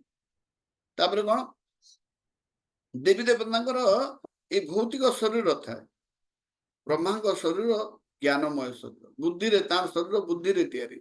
ଆମ ଶରୀରରେ କଣ ତିଆରି? ପଞ୍ଚ ମହାଭୂତ ମାନେ ମାଟି, ପାଣି, ଅଗ୍ନି, ବାୟୁ, ଆକାଶ, ଏଇଟା ପଞ୍ଚ ମହାଭୂତରେ ଆମ ସ୍ଥୂଳ ଶରୀର। ମରିଗଲେ ଯୋଉଟାକୁ ପୋଡେଇ ଦିଅନ୍ତି ଏଇଟା ହଉଛି ସ୍ଥୂଳ ଶରୀର। କିନ୍ତୁ ଭଗବାନ ବ୍ରହ୍ମାର ଶରୀର କଣ? ସୂକ୍ଷ୍ମ ଶରୀରରେ ତିଆରି, ମନ, ବୁଦ୍ଧି, ଅହଙ୍କାର। ବ୍ରହ୍ମାଙ୍କ ଶରୀର ବୁଦ୍ଧିରେ ତିଆରି। ତ ଏମିତି ମାଟି, ପାଣି, ପବନରେ ନାହିଁ, ବୁଦ୍ଧିରେ ତାଙ୍କର ଶରୀରଟା ହିଁ ବୁଦ୍ଧିରେ ତିଆରି ହେଇଛନ୍ତି। ମାନେ କେତେ ବୁଦ୍ଧିମାନ ଲୋକ ହେଇଥିବେ। ତ ଏଇ ଯୋଉ ଦେବୀ ଦେବତା ମାନେ ଏମାନେ ମାନେ ତାଙ୍କର ଏମିତି ଭୌତିକ ଶରୀର ଅଛି, ସେଥିପାଇଁ ତାଙ୍କର ଜନ୍ମ ବି ଅଛି, ବାର୍ଦ୍ଧକ୍ୟ ବି ଅଛି ଏବଂ ମୃତ୍ୟୁ ବି ଅଛି। ବ୍ରହ୍ମାର ବୟସ କେତେ ବୋଲି ମୁଁ କହିଲି? ହାତ ଉଠାନ୍ତୁ କିଏ ଜାଣିଛନ୍ତି ଯଦି ହାତ ଉଠେଇବେ, କହିବି ନାହିଁ। ବ୍ରହ୍ମାର ବୟସ କେତେ? ହଁ, ପ୍ରଥମେ ଉଠିଲେ ଯଶକୀର୍ତ୍ତନ ପ୍ରଭୁ, କେତେ ବର୍ଷ? କୃଷ୍ଣ ପ୍ରଭୁ 100 ବର୍ଷ। 100 ବର୍ଷ ତାଙ୍କର କାଲକୁଲେସନ ହିସାବରେ। ଆମର କାଲକୁଲେସନ ହିସାବରେ ତ 432 କୋଟି ଗୁଣନ 2 ଗୁଣନ 365 ଗୁଣନ 100 ହେତକି ବର୍ଷ ଆମର କାଲକୁଲେସନରେ ତାଙ୍କର ବୟସ ହେତକି ବର୍ଷ। କିନ୍ତୁ ବ୍ରହ୍ମାଙ୍କର କାଲକୁଲେସନରେ 100 ବର୍ଷ। ବ୍ରହ୍ମାଙ୍କର ବୟସ ହଉଛି 100 ବର୍ଷ। ପ୍ରକୃତ ନିଜର କାଲକୁଲେସନରେ ସବୁ ଜୀବର ବୟସ 100 ବର୍ଷ ଅଛି। ତ ଆମର ବ୍ରହ୍ମାଙ୍କର ଚିତ୍ର କିଏ କିଏ ଦେଖିଛନ୍ତି? ତାଙ୍କର ଦାଢିର ରଙ୍ଗ କେମିତି? ହାତ ଉଠାନ୍ତୁ କିଏ କହିପାରିବେ? ବ୍ରହ୍ମାଙ୍କୁ ଫଟୋ ଦେଖିଛନ୍ତି? ହଁ କୁହନ୍ତୁ। ବାସନ୍ତୀ କୁମ୍ଭକାର ମାତାଜୀ କୁହନ୍ତୁ, ବ୍ରହ୍ମାଙ୍କର ଦାଢିର ରଙ୍ଗ କେମିତି? ହରେ କୃଷ୍ଣ ପ୍ରଭୁଜୀ, ବ୍ରହ୍ମାଙ୍କର ଦାଢି ଧଳା ଦେଖାଯାଏ। ଧଳା ଦେଖାଯାଏ, ମାନେ ବୁଢା ହେଇଗଲେଣି। ଦାଢି ପାଚି ଗଲାଣି। ଦାଢି ପାଚିଲା ମାନେ କେତେ ବୟସ ହେଲାଣି କହିପାରିବେ? କିଏ ଅନୁମାନ? ବାସନ୍ତୀ ମାତାଜୀ କୁହନ୍ତୁ, ଆମର ବ୍ରହ୍ମାଙ୍କୁ କେତେ ବୟସ ହେଲାଣି ତାଙ୍କର କାଲକୁଲେସନରେ କହିପାରିବେ? ତାଙ୍କ କାଲକୁଲେସନରେ ଟୋଟାଲ ତ 4,32,000 ନାଇଁ, ତାଙ୍କର କାଲକୁଲେସନରେ 100 ବର୍ଷ। ତ ବ୍ରହ୍ମାଙ୍କୁ କେତେ ବର୍ଷ ହେଲାଣି? 100 ବର୍ଷରୁ କେତେ ବର୍ଷ ବିତିଲାଣି? 100 ବର୍ଷରୁ ଆଉ କହିପାରିବି। କହିପାରିବେନି। କିଏ କହିପାରିବେ? ଆମର ବ୍ରହ୍ମାଙ୍କୁ କେତେ ବର୍ଷ ହଉଛି ସେଟା ବି ଆମର ଶାସ୍ତ୍ରରେ ଆପଣ ଜାଣିପାରିବେ। ବ୍ରହ୍ମାଙ୍କର ବୟସ ବି କହିଦେବେ ହେଲା। କିଏ କହିପାରିବେ ବ୍ରହ୍ମାଙ୍କୁ କେତେ ବୟସ ହେଲାଣି? 10 ହଉଛି, 20 ହଉଛି, 30, 40, 50? 50 ବର୍ଷରୁ ଉର୍ଦ୍ଧ୍ୱ ହେଲାଣି ପ୍ରଭୁଜୀ। 50 ବର୍ଷରୁ ଉର୍ଦ୍ଧ୍ୱ ହେଲାଣି। ହଁ, 50 ବର୍ଷ ହେଲାଣି। 50 ବର୍ଷରୁ ଉର୍ଦ୍ଧ୍ୱ ହେଲାଣି। କାହିଁକି ବ୍ରହ୍ମାଙ୍କର ଟୋଟାଲ ଜୀବନକୁ ଗୋଟେ ପରା ବୋଲି କୁହାହଉଛି। ଏବଂ ବ୍ରହ୍ମାଙ୍କର ପରାର୍ଦ୍ଧ ବୋଲି ଗୋଟେ ସଂଖ୍ୟା ଆପଣ ଜାଣିଛନ୍ତି? ଲକ୍ଷ, କୋଟି, ନିୟୁତ, ଅୟୁତ, ପରାର୍ଦ୍ଧ ବୋଲିକି ଥାଏ। ତ ପରାର୍ଦ୍ଧ ହଉଛି ବ୍ରହ୍ମାଙ୍କର ଅଧା ବୟସ। 50 ବର୍ଷକୁ ଗୋଟେ ପରାର୍ଦ୍ଧ କୁହାଯାଏ ଏବଂ ତାଙ୍କର ସମ୍ପୂର୍ଣ୍ଣ ବୟସକୁ 100 ବର୍ଷକୁ ଗୋଟେ ପରା କୁହାହୁଏ। ତ ଜଗନ୍ନାଥ ଯେତେବେଳେ ଆସୁଛନ୍ତି, ଜଗନ୍ନାଥ ବ୍ରହ୍ମାଙ୍କର ପ୍ରଥମ 50 ବର୍ଷରୁ ସେ ନୀଳମାଧବ ରୂପରେ ପୂଜା ପାଆନ୍ତି। କଣ ରୂପରେ ପୂଜା ପାଆନ୍ତି? ଭଗବାନ ନୀଳମାଧବ ରୂପରେ। ଏବଂ ଦ୍ୱିତୀୟ ପରାର୍ଦ୍ଧରେ ସେ ଜଗନ୍ନାଥ ରୂପରେ ପୂଜା ପାଆନ୍ତି। ତ ବ୍ରହ୍ମାଙ୍କର ଦ୍ୱିତୀୟ ପରାର୍ଦ୍ଧ ଚାଲିଛି ବର୍ତ୍ତମାନ। ବ୍ରହ୍ମାଙ୍କୁ 50 ବର୍ଷ ପୁରା ହେଇଯାଇଛି। ଆପଣ ଜାଣିଛନ୍ତି ବ୍ରହ୍ମାଙ୍କୁ ଯେତେବେଳେ ହିରଣ୍ୟକଶ୍ୟପ ବର ମାଗୁଛି, ମତେ ତୁମେ ଅମର କରିଦିଅ, ବ୍ରହ୍ମା କହୁଛନ୍ତି ମୁଁ ତ ନିଜେ 100 ବର୍ଷରେ ମରିବି, ମୁଁ ତ ନିଜେ ଅମର ନୁହେଁ, ତତେ କେମିତି ଅମର କରିବି? ତ ଏଇ ଦେବୀ ଦେବତାଙ୍କର ମୃତ୍ୟୁ ହେଇଥାଏ। ଇନ୍ଦ୍ର ପଦବୀ ମଧ୍ୟ ଗୋଟେ ମନୁ ଗଲେ ଇନ୍ଦ୍ର, ଚନ୍ଦ୍ର, ସୂର୍ଯ୍ୟ କେତେ ଜିନିଷ ଚେଞ୍ଜ ହେଇଯାଏ। ସେଟା ଆମେ ପରେ ଭାଗବତମ ଯେତେବେଳେ କରିବା, ଏଟା ବହୁତ ହାଇୟର ସାଇନ୍ସ। କିନ୍ତୁ ସେଟା ଆପଣ ଜାଣିଗଲା ମାନେ ବହୁତ ଜିନିଷ ଜାଣିଯିବେ। ଏବେ ବେସିକ ଆଇଡିଆ ହେଇଯାଇଥାଉ, କାହିଁକି ଆଗକୁ ଏଇଟା ସବୁ ସୂତ୍ରପାତ କରିବ। ଏଇ କୋର୍ସଟା କେହି ଯୋଉମାନେ କଣ୍ଟିନ୍ୟୁ କରୁଛନ୍ତି କେବେ ବି ଆବସେଣ୍ଟ ହେବେ ନାହିଁ। କାହିଁକି ଏଇ କୋର୍ସ କରିକି ମୁଁ ଆଜି ଯାହା କିଛି ଜାଣିଛି, ଆପଣଙ୍କୁ ଯାହା କିଛି କହୁଛି, ତାର ଆଧାର ହଉଛି ଏଇ କୋର୍ସ। ଯୋଉମାନେ ପଳେଇ ଯାଇଛନ୍ତି, 30 ଜଣ ଆସିଥିଲେ, ଯୋଉମାନେ ପଳେଇ ଯାଇଛନ୍ତି 5-6 ଲୋକ, ବହୁତ ଦୁର୍ଭାଗ୍ୟ। ଆପଣ କ୍ଲାସ ସରିବା ପୂର୍ବରୁ କେହି ଯିବେ ନାହିଁ। କାହିଁକି ଏଇ ଜ୍ଞାନ ଆପଣଙ୍କୁ ମେଟେରିଆଲ ଜ୍ଞାନ, ସିନେମା ଦେଖିବାକୁ, ଏଇ ବହି ଦେଖିବାକୁ, ଟିଭି ଦେଖିବାକୁ ବହୁତ ସମୟ, କିନ୍ତୁ ଏଇ ଜ୍ଞାନ ଆପଣ କେହି ଦେବେନି। ଏବଂ ଏଇ ଜ୍ଞାନ ପାଇଲେ ଆପଣ ଏଇ ଜ୍ଞାନ ଆପଣଙ୍କୁ ଭଗବତ ଭଗବାନଙ୍କ ପାଖକୁ ନେଇଯିବ। ଏଇ ଜୀବନର ଉଦ୍ଦେଶ୍ୟ ପୂରଣ ହେବ। ସେଥିପାଇଁ ସମସ୍ତଙ୍କୁ ବାରମ୍ବାର ଫୋନ କରିକି ମେସେଜ ଦେଇକି ଏତେ ନେହୁରା ହେଇକି କାହିଁକି ଡାକୁଛି? ମୁଁ ଚାହୁଁଛି ଯୋଉ ଜିନିଷଟା ମୁଁ ପାଇଛି ଆପଣ ସମସ୍ତେ ପାଆନ୍ତୁ ଏବଂ ଆପଣ ପାଇଲା ପରେ ପୁଣି ଆମେ ସମସ୍ତଙ୍କୁ ଏଇ ଜିନିଷଟା ବାଣ୍ଟିବା। ତ ଯୋଉଠି ପ୍ରଭୁଜୀ ଏବଂ ମାତାଜୀ ମାନେ ଯୋଉମାନେ ଟିକେ ବି ଆଟେଣ୍ଟିଭ ଅଛନ୍ତି, ଏଇ କୋର୍ସ ଆପଣ ମାନେ ଅନ୍ୟମାନଙ୍କୁ ପୁଣି ଶିଖେଇବେ। ଆଉ ଟିକେ ପ୍ରାକ୍ଟିସ କଲା ପରେ ଆପଣ ଏହିପରି ଜୁମ୍ କ୍ଲାସ ଦେବେ, ଆପଣ ଏହିପରି ଛୋଟ ପିଲାମାନଙ୍କୁ ୟୁଥ ମାନଙ୍କୁ ପ୍ରିଚିଂ କରିବେ, ସେ ସମୟରେ ଦେଖିବେ ଆପଣଙ୍କୁ କେତେ ଆପଣଙ୍କୁ ଲାଗିବ ଯେ ମୁଁ ଜୀବନଟା ଯୋଉ ବଞ୍ଚିଲି ଏଇ ଜୀବନଟା ସାର୍ଥକ ହେଲା। ନହେଲେ ଏମିତି ଏତେ ବହୁତ ଲୋକ ଜନ୍ମ ହଉଛନ୍ତି, ଖାଉଛନ୍ତି, ଶୋଉଛନ୍ତି, ପିଉଛନ୍ତି, ସନ୍ତାନ ଜନ୍ମ କରୁଛନ୍ତି ଏବଂ ଗୋଟେ ସମୟରେ ମରି ଯାଉଛନ୍ତି, କେହି ତାକୁ ଜାଣି ପାରୁନାହାନ୍ତି। ନା ସେ ଭଗବତ ଧାମକୁ ଯାଇପାରୁଛନ୍ତି, ଓଲଟା ନର୍କ ଗତି ହଉଛି। ସେ ଯାହା ବି ହଉ ଏଇ ଯୋଉ ଦେବୀ ଦେବତା ମାନଙ୍କର ଗୋଟେ ଭୌତିକ ଶରୀର ଥାଏ, ଯୋଉଟା କି ଜନ୍ମ, ମୃତ୍ୟୁ, ଜରା, ବ୍ୟାଧି ଏଇଥିରେ ଦୁଃଖ ଦର୍ଶନ ଏସବୁ ତାଙ୍କର ଆମର ଯେମିତି ଅଛି ତାଙ୍କର ବି ସେମିତି ଅଛି। କିନ୍ତୁ ଭଗବାନ କଣ, ଭଗବାନଙ୍କର ତାଙ୍କର ଶରୀର ହଉଛି ସ୍ପିରିଚୁଆଲ ଶରୀର, ତାଙ୍କର ଶରୀର ଦିବ୍ୟ, ତାଙ୍କର ଜନ୍ମ ନାହିଁ, ବାର୍ଦ୍ଧକ୍ୟ ନାହିଁ, ତାଙ୍କୁ ରୋଗ ହୁଏ ନାହିଁ, କି ସେ ମରନ୍ତି ନାହିଁ। ତ ଭଗବାନ କୃଷ୍ଣ ଯେତେବେଳେ ଯୁଦ୍ଧ କ୍ଷେତ୍ରରେ ଅଛନ୍ତି ସେତେବେଳେ ତାଙ୍କୁ 116 ବର୍ଷ ହେଲାଣି, 120 ନା 125 ବର୍ଷ ହେଲାଣି, କିନ୍ତୁ ସେ କେମିତି ଦେଖାଯାଉଛନ୍ତି, ଗୋଟେ 16 ବର୍ଷ ବାଳକ ଭଳିଆ ଦେଖାଯାଉଛନ୍ତି। କାହିଁକି ଆତ୍ମାର ବୟସ ନଥାଏ, ଆତ୍ମା ହଉଛି ଚିରନ୍ତନ, ଆତ୍ମାର କୌଣସି ଏଜ ନଥାଏ, ବୁଢା ହୁଏ ନାହିଁ, ଆତ୍ମାର ଜନ୍ମ ନାହିଁ, ମୃତ୍ୟୁ ନାହିଁ, ବାର୍ଦ୍ଧକ୍ୟ ନାହିଁ, ରୋଗ ନାହିଁ। ତ ଯେହେତୁ ଭଗବାନଙ୍କ ଶରୀର ଆତ୍ମାରେ ହିଁ ଗଠିତ, ଆମର ଆତ୍ମା ସଚ୍ଚିଦାନନ୍ଦରେ, ଆମର ସଚ୍ଚିଦାନନ୍ଦରେ ଆମର ଆତ୍ମା ଗଠିତ, ଭଗବାନଙ୍କ ସାରା ଶରୀର ହିଁ ସଚ୍ଚିଦାନନ୍ଦ।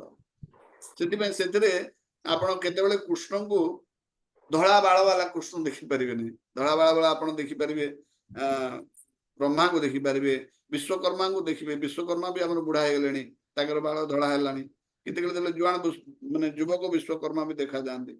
କିନ୍ତୁ କୃଷ୍ଣ ହଉଛନ୍ତି ସବୁବେଳେ ନବ ଯୌବନମ, ତାଙ୍କର ସବୁବେଳେ ନବ ଯୌବନ ଥାଏ। ଯେହେତୁ ତାଙ୍କର ଦିବ୍ୟ ଶରୀର, ଏ ଦିବ୍ୟ ଶରୀରରେ ଜନ୍ମ, ମୃତ୍ୟୁ, ଜରା, ବ୍ୟାଧି ଆସେ ନାହିଁ। ତାପରେ ଡେମିଗଡ ଆଉ ଗଡରେ ଆଉ କଣ ପାର୍ଥକ୍ୟ ରହିଛି, ଦେବୀଗଡ ମାନେ ତିନୋଟି, ଏଇ ଯୋଉ ଭୌତିକ ଜଗତ ଯୋଉ ତିନୋଟି ମେଟେରିଆଲ ନେଚର ଅଛି, କଣ କଣ ମେଟେରିଆଲ ନେଚର, ତିନିଟା ଗୁଣ, ଗୁଣ ମାନେ ହଉଛି ରଶ୍ମି, ଏ ରଶ୍ମିରେ ମାନେ ବନ୍ଧା ହେଇଛନ୍ତି। କିଏ କଣ କଣ ତିନିଟା ଗୁଣ କିଏ କହିପାରିବେ, ନୂଆ ବ୍ୟକ୍ତି କହିବେ, ପୁରୁଣା ଯୋଉମାନେ ଜାଣିଛନ୍ତି ନାହିଁ, ସହଜ କ୍ୱେଶ୍ଚନ ପୁରୁଣା ନାହିଁ, ନୂଆ ଲୋକଙ୍କୁ ଚାନ୍ସ ଦିଅନ୍ତୁ। କିଏ ହାତ ଉଠିବି, ତିନୋଟି ଗୁଣ କଣ ଅଛି? ବାସନ୍ତୀ ମାତାଜୀ କହିଲେ ତିନୋଟି ଗୁଣ କଣ କଣ ଶୁଣିଛନ୍ତି କେବେ? ହଁ ଏଇ ରଜ ଗୁଣ, ଆଉ ରଜ ଗୁଣ, ତମ ଗୁଣ, ଆଉ ଗୋଟେ ମନେ ପଡୁନି। ଆଉ ଗୋଟେ ମାତାଜୀ କହିବେ ଆମର ଇଏ, କୁହନ୍ତୁ ମାତାଜୀ, କୁହନ୍ତୁ, ହାତ ଉଠଉଛନ୍ତି, ଜିଓମି ଫୋନ ମାତାଜୀ କୁହନ୍ତୁ, ନାଟା ଭୁଲୁଛି ମୁଁ, ଆସ୍କ ଟୁ ଅନମ୍ୟୁଟ, ମାତାଜୀ କୁହନ୍ତୁ। ଠିକ ଅଛି, ମାତାଜୀ ବୁଝି ପାରୁନାହାନ୍ତି ବୋଧେ। ସତ୍ଵ ଗୁଣ ହେଲା, ସତ୍ଵ, ରଜ, ତମ, ଏ ତିନୋଟି ଗୁଣ ଅଣ୍ଡରରେ ଏ ଦେବୀ ଦେବତା ମାନେ ଆସନ୍ତି। କିନ୍ତୁ ଭଗବାନ ହଉଛନ୍ତି ଏ ତିନୋଟି ଗୁଣର ଉପରେ, ସେ ଗୁଣାତୀତ। ସେ ଯେମିତି ତମ ଗୁଣରେ ଆସୁଛନ୍ତି ଶିବ, ଭଗବାନ ଶିବ, ସେ ଗୁଣାବତାର, ସେ ତମ ଗୁଣ ଅଣ୍ଡରରେ ଆସୁଛନ୍ତି। ତମ ଗୁଣ ଅଣ୍ଡରରେ ଆସିଲେ ସେ ଯାଇକି ସଂସାରକୁ ଧ୍ୱଂସ କରିପାରିବେ। ଠିକ ବ୍ରହ୍ମା ରଜଗୁଣ ଅଣ୍ଡରରେ ଆସୁଛନ୍ତି, ସେ ସୃଷ୍ଟି କରିବେ, ଏବଂ ବିଷ୍ଣୁ ସତ୍ୱ ଗୁଣରେ ଅଣ୍ଡରରେ ଆସୁଛନ୍ତି। କିନ୍ତୁ ବିଷ୍ଣୁ ସତ୍ୱଗୁଣ ଅଣ୍ଡରେ ଆସନ୍ତି ନାହିଁ, ସତ୍ୱଗୁଣ କାର୍ଯ୍ୟ କରନ୍ତି, କିନ୍ତୁ ସେ କୌଣସି ଗୁଣର ଅଣ୍ଡରେ ଆସନ୍ତି ନାହିଁ। ତ ଏ ଦେବୀ ଦେବତା ମାନେ ସମସ୍ତେ ଗୁଣର ଅଣ୍ଡରରେ ଆସନ୍ତି। କାଳୀ ମା କାଳୀ ଦେବୀ ମାନେ ସବୁ ରଜ ଗୁଣରେ ଆସନ୍ତି। ରଜ ମାନେ ତାଙ୍କର ଦେଖିବେ ଲାଲ ରଙ୍ଗ ପିନ୍ଧିବେ, ଯୋଉମାନେ ତମ ଗୁଣରେ ଥିବେ ସେମାନେ କଳା ରଙ୍ଗ ପିନ୍ଧିବେ, ଏବଂ ଯୋଉମାନେ ସତ୍ୱ ଗୁଣରେ ଥିବେ ସେମାନେ ଧଳା କଲର ପିନ୍ଧିବେ। ତ ବ୍ରହ୍ମାଙ୍କର ଯେମିତି ସରସ୍ୱତୀ ସତ୍ୱ ଗୁଣ ଅଣ୍ଡରେ ଆସୁଛନ୍ତି, ଜ୍ଞାନର ଦେବୀ। ତ କଣ ତାଙ୍କର ଶ୍ଲୋକରେ କଣ ଅଛି କି, ଶୁଭ୍ରା କଣ ଗୋଟେ ତାଙ୍କର ଅଛି ନା, ବୀଣା ବରଦଣ୍ଡ କଣ ଗୋଟେ ତାଙ୍କର ଶ୍ଲୋକରେ ଅଛି, ଶୁଭ୍ରା, ସେ ଶୁଭ୍ର ବସ୍ତ୍ର ପରିଧାନ କରନ୍ତି, ସତ୍ୱ ଗୁଣରେ ଅଛନ୍ତି। ଏବଂ ଦେବୀ ଦେବତା ମା କାଳୀ ହେଲେ ବା ଅନ୍ୟ ଯୋଉ ଦେବୀ ଦେବତା ମାନେ ସେମାନେ ରେଡ କଲର ପିନ୍ଧିବେ, ରଜଗୁଣ ଅଣ୍ଡରେ ଆସିବେ, ଏବଂ ଯୋଉମାନେ ତମ ଗୁଣ ଅଣ୍ଡରେ ଆସିବେ ସେମାନେ କଳା ବସ୍ତ୍ର ଧାରଣ କରନ୍ତି। ତ ଭଗବାନ ହଉଛନ୍ତି ଏଇ ତିନୋଟି ଗୁଣ, ସତ୍ୱ, ରଜ, ତମ ଗୁଣର ତାଙ୍କ ଉପରେ କୌଣସି ପ୍ରଭାବର ବାହାରେ ଅଛନ୍ତି। ସେ କୌଣସି ମେଟେରିଆଲ ନେଚର ତାଙ୍କୁ ଛୁଇଁ ପାରେ ନାହିଁ। ଭଗବାନ କହୁଛନ୍ତି ଏ ପ୍ରକୃତିରେ ଯୋଉ 8ଟି ଗୁଣରେ 8ଟି ବସ୍ତୁରେ ତିଆରି ହେଇଛି, କଣ କଣ 8ଟା ବସ୍ତୁ?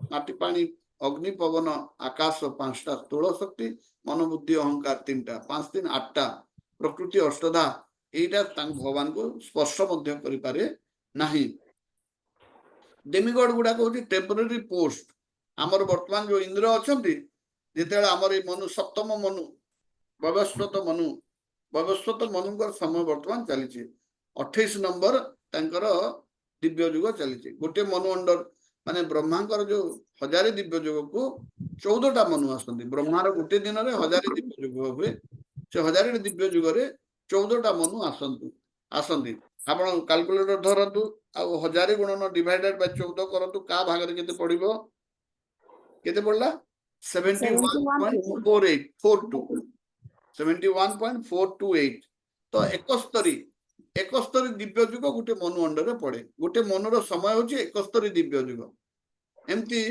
ପ୍ରଥମ ମନୁ ସ୍ୱୟଂଭୂ ମନୁ ଯେ ଥିଲେ ତାଙ୍କର 71 ପଳେଇଲା ସବୁ ମନୁ ମାନଙ୍କର ନାମ ମଧ୍ୟ ଅଲଗା ଅଲଗା ତ ଆମର ବର୍ତ୍ତମାନ ଯୋଉ ମନୁ ଅଛନ୍ତି ଏ 7 ନମ୍ବର ମନୁଙ୍କର 28 ନମ୍ବର ଦିବ୍ୟ ଯୁଗ ଚାଲିଛି ମାନେ ଏଠି ଆମେ ସିମ୍ପଲି ହିସାବ କରିଦେବା ଯଦି କାଲକୁଲେଟ କରିବା ତ 71 ଗୁଣନ 6 ପ୍ଲସ୍ 28 454 ଆସିଲା ଦେଖନ୍ତୁ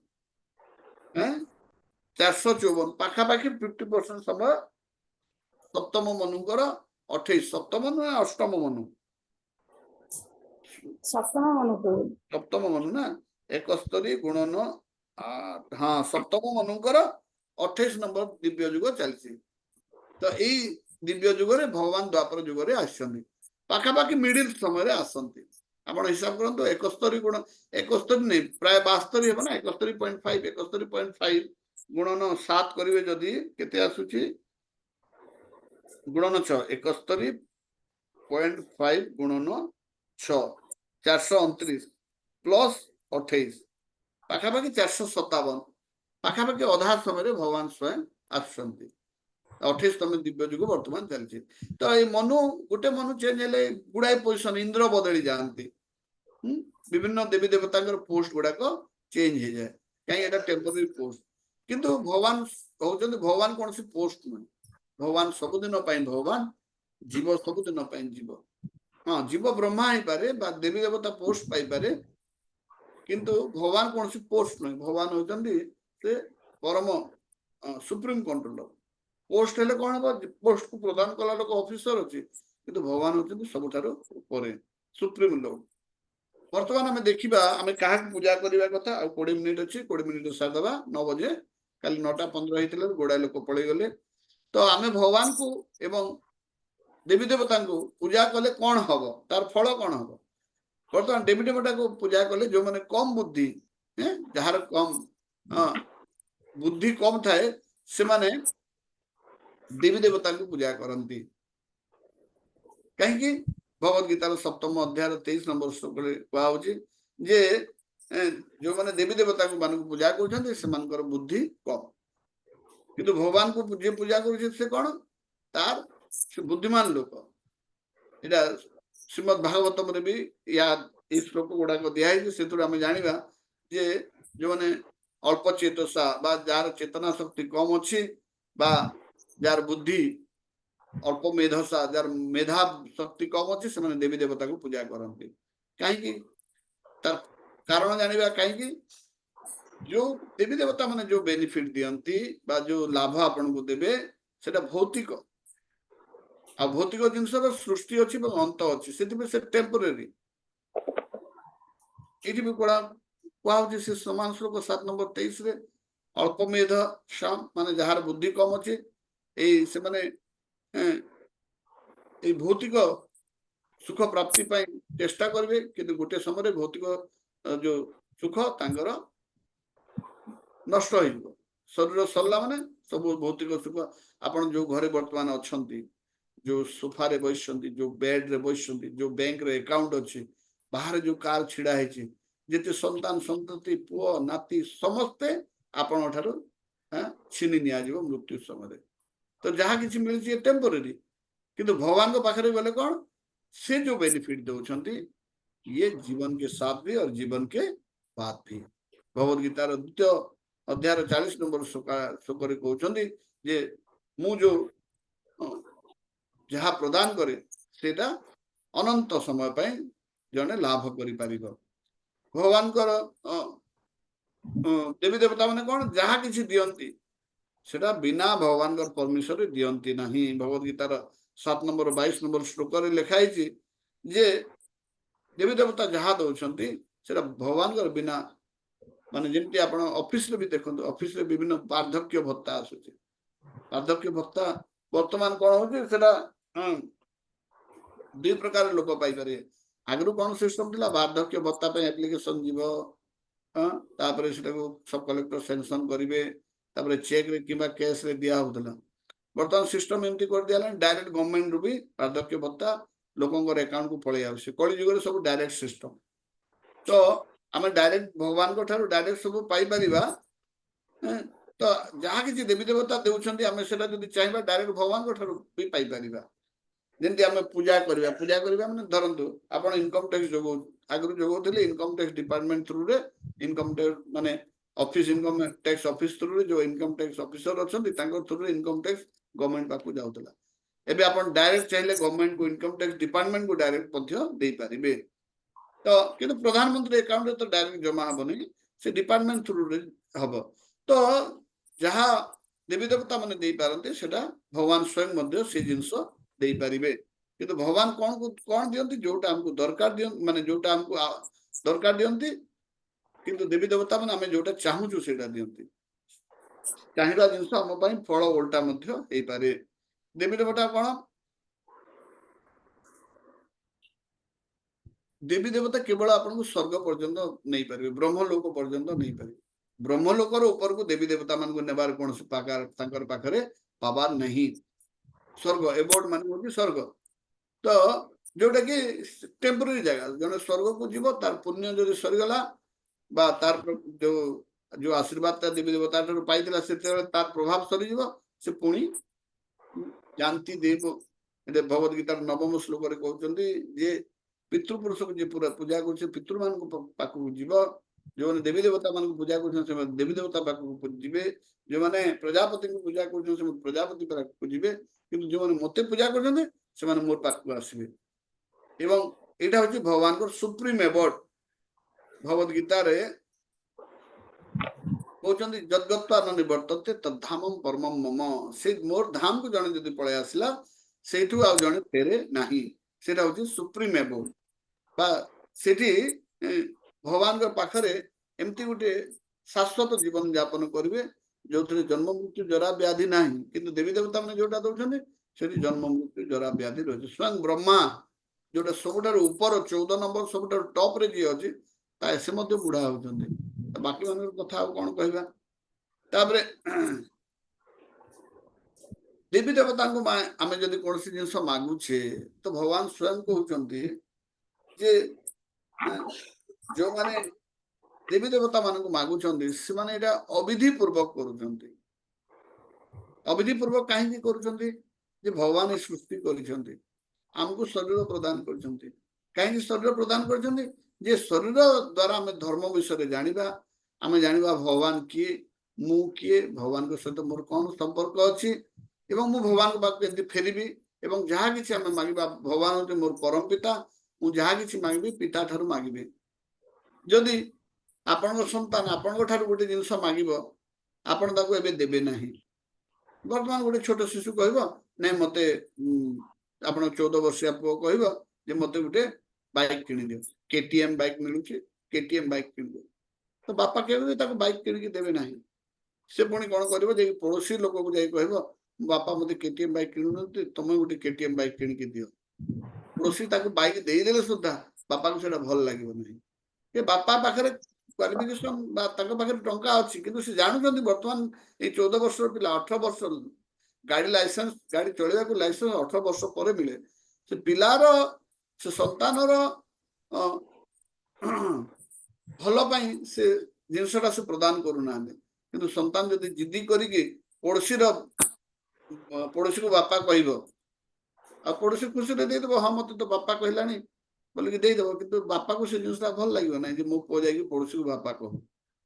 ତ ଯୋଉମାନଙ୍କର ଘରେ ସଂସ୍କାର ଭଲ ସଂସ୍କାର ଥାଏ ସେମାନେ ତାଙ୍କ ଘରେ ସେମାନେ ଗରିବ ଥିଲେ ବି ସେମାନେ ତାଙ୍କ ପାଖରେ ଯେତିକି ଜିନିଷ ଅଛି ସେତିକି ସନ୍ତୁଷ୍ଟ ରୁହନ୍ତି, କାହାଠାରୁ ମାଗିକି ନେବା ପାଇଁ ତାଙ୍କୁ ପସନ୍ଦ ଲାଗେ ନାହିଁ। କିନ୍ତୁ ଯାହାର ସଂସ୍କାର ଠିକ ନାହିଁ ସେ ୟା ଠାରୁ ତା ଠାରୁ ମାଗି ବୁଲିବେ। ସେ ଯାହା ବି ହଉ ଭଗବାନ କହୁଛନ୍ତି ଦେବୀ ଦେବତା ମାନଙ୍କ ଠାରୁ କୌଣସି ଜିନିଷ ଯଦି ତୁମେ ମାଗୁଛ ସେମାନଙ୍କୁ ତ ପରିଚାଳନା ଦାୟିତ୍ୱ ଦିଆହେଇଛି, ସେମାନେ ପରିଚାଳନା କରିବା ପାଇଁ ତାଙ୍କୁ କିଛି କିଛି ଶକ୍ତି ଦିଆହେଇଛି। ତୁମେ ତାଙ୍କୁ ଯାଇକି ପୂଜା କରିକି ତାଙ୍କଠୁ ଜିନିଷ ମାଗୁଛ ମାନେ କଣ? ତାଙ୍କୁ ତ ମୁଁ ଯାହା ମୋଠୁ ସେମାନେ ମାଗିକି ନଉଛନ୍ତି। ତୁମେ ସେମାନଙ୍କ ପାଖକୁ ମୁଁ କିଛି କିଛି ପାୱାର ଦେଇଛି, ସେମାନେ ତ ମୋର ଗୋଟେ ଚାକର, ମୋର ଚାକରଠୁ ଯାଇକି ତୁମେ ମାଗୁଛ, ମୋର ସନ୍ତାନ ତୁମେ, ମୋର ପ୍ରିୟ ସନ୍ତାନ, ତୁମେ ଯାଇକି ଗୋଟେ ଚାକରଠୁ କାହିଁକି ଜିନିଷ ମାଗୁଛ? ଭଗବାନ ସେ କହୁଛନ୍ତି ଏଇଟା ଠିକ ନୁହଁ।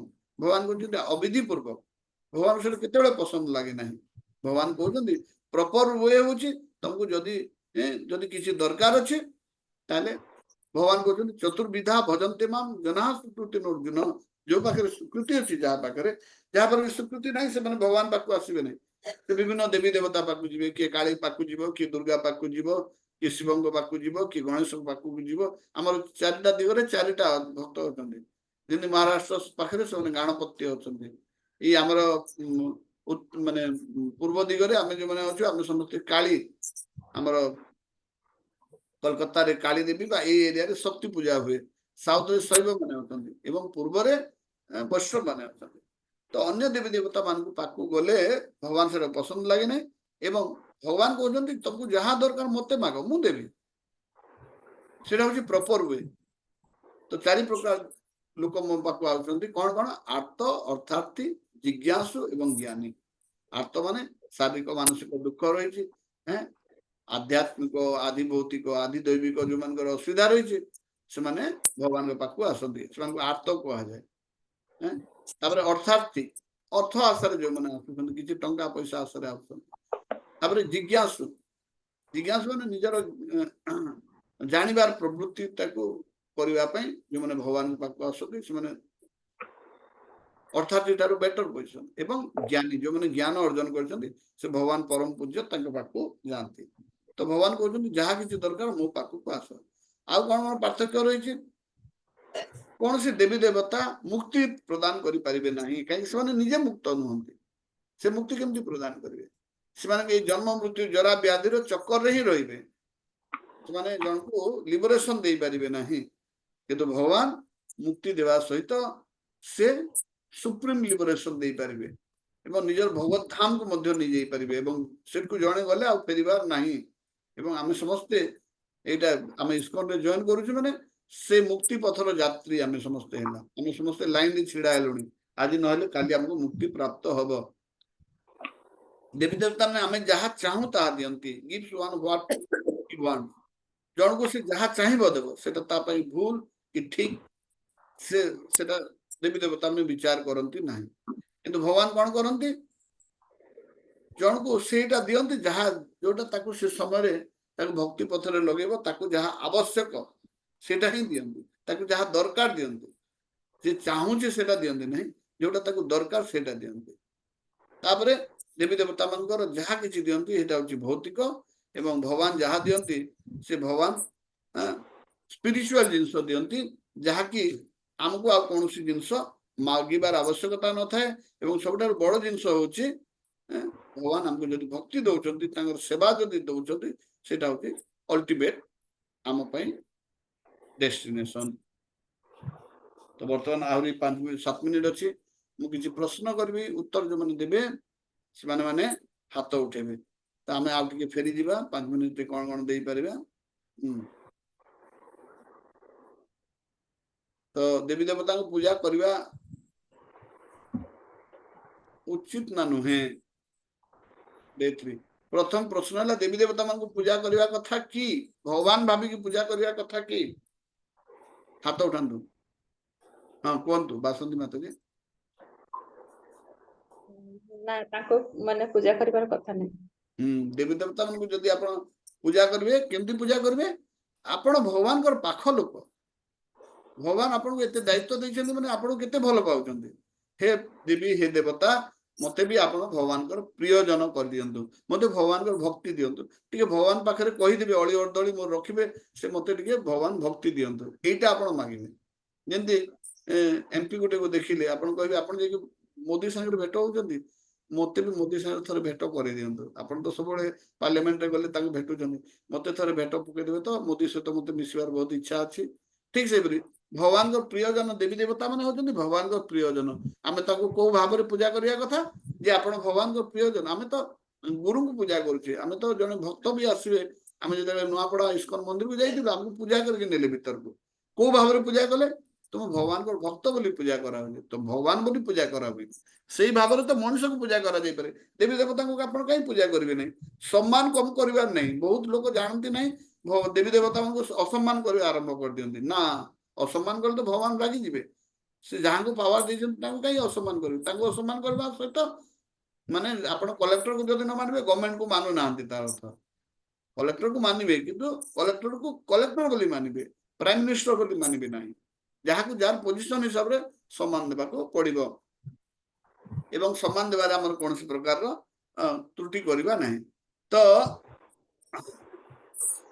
भगवान कर कोन कोन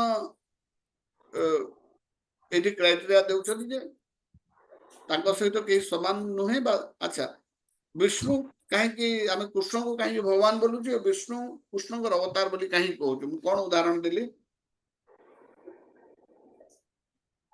कि हाथ उठातु बाकी मैंने हाथ उठातु कृष्ण जिते ऑफिस जाती से विष्णु ही के जाती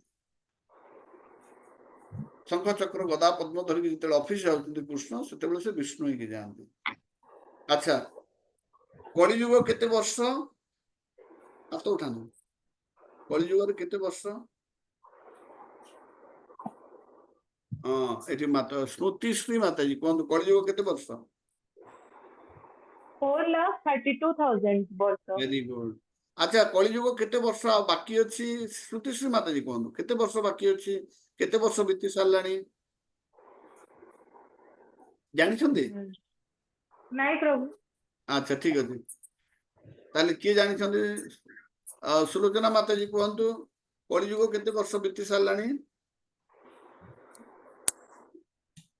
5,000 वर्ष प्रभु 5,000 वर्ष बीती सारलानी 5,000 वर्ष तले महाभारत युद्ध होइतिला एवं अभिमन्युଙ୍କର पुत्र परीक्षित से होचती द्वापर युगर शेष राजा तापर कली प्रवेश करछि परीक्षित थिला समय कली प्रवेश करितिला तो वर्तमान 5,000 वर्ष जाइछि माने केते वर्ष अछि आउरी बाकी 4,27,000 वर्ष रहिछि द्वापर युग केते वर्ष मिठाराम प्रभु कहंतु मिठाराम प्रभु अछंती तपन बेहरा प्रभु कहंतु द्वापर युग केते वर्ष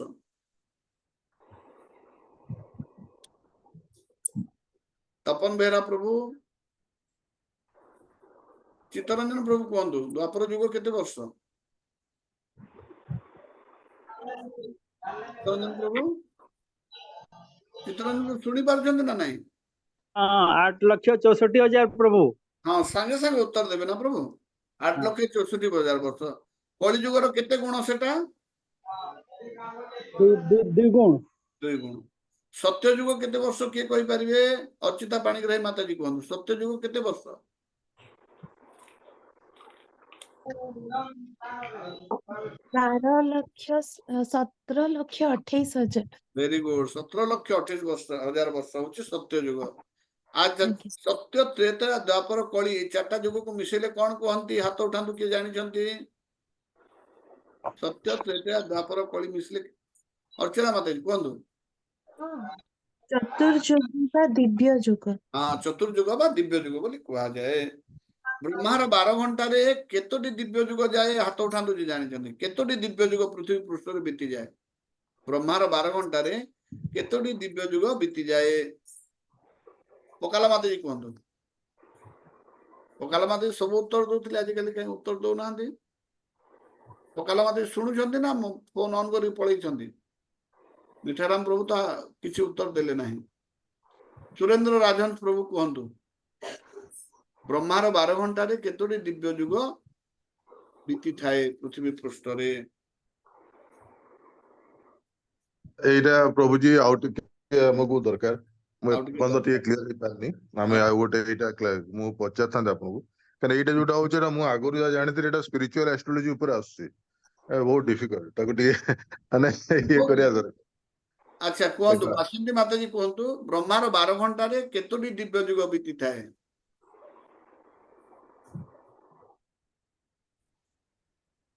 ଭାଗୀରଥୀ ପ୍ରଭୁ କୁହନ୍ତୁ ବ୍ରହ୍ମାର 12 ଘଣ୍ଟାରେ କେତୋଟି ଦିବ୍ୟ ଯୁଗ ବିତିଥାଏ? ପ୍ରଭୁ 71। 71 ନା 1000। ବ୍ରହ୍ମାର 12 ଘଣ୍ଟାରେ 1000 ଦିବ୍ୟ ଯୁଗ ବିତିଥାଏ। ଲେଖି ଦିଅନ୍ତୁ ବ୍ରହ୍ମାର 12 ଘଣ୍ଟା ମାନେ 1000 ଦିବ୍ୟ ଯୁଗ। এই 1000 ଦିବ୍ୟ ଯୁଗରେ କେତୋଟି ମନୁ ଆସନ୍ତି? କିଏ କହିବେ? ଅର୍ଚିତା ମାତାଜୀ କହିପାରିବେ? 1000 ଦିବ୍ୟ ଯୁଗରେ କେତେ ଜଣ ମନୁ ଆସନ୍ତି? ଅର୍ଚିତା ମାତାଜୀ କୁହନ୍ତୁ।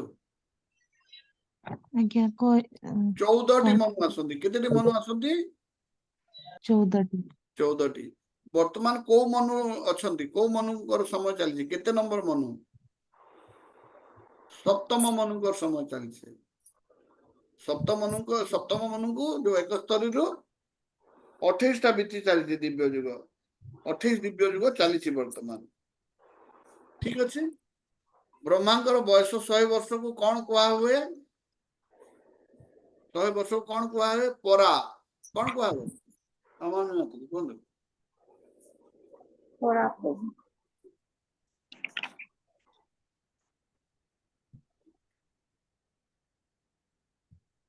ଠିକ ଅଛି କାଲି କଥା ହବା। ମୁଁ କ୍ଲାସ ଚାଲିଛି ପରେ କଥା ହେବେ ନା 9ଟା ପରେ।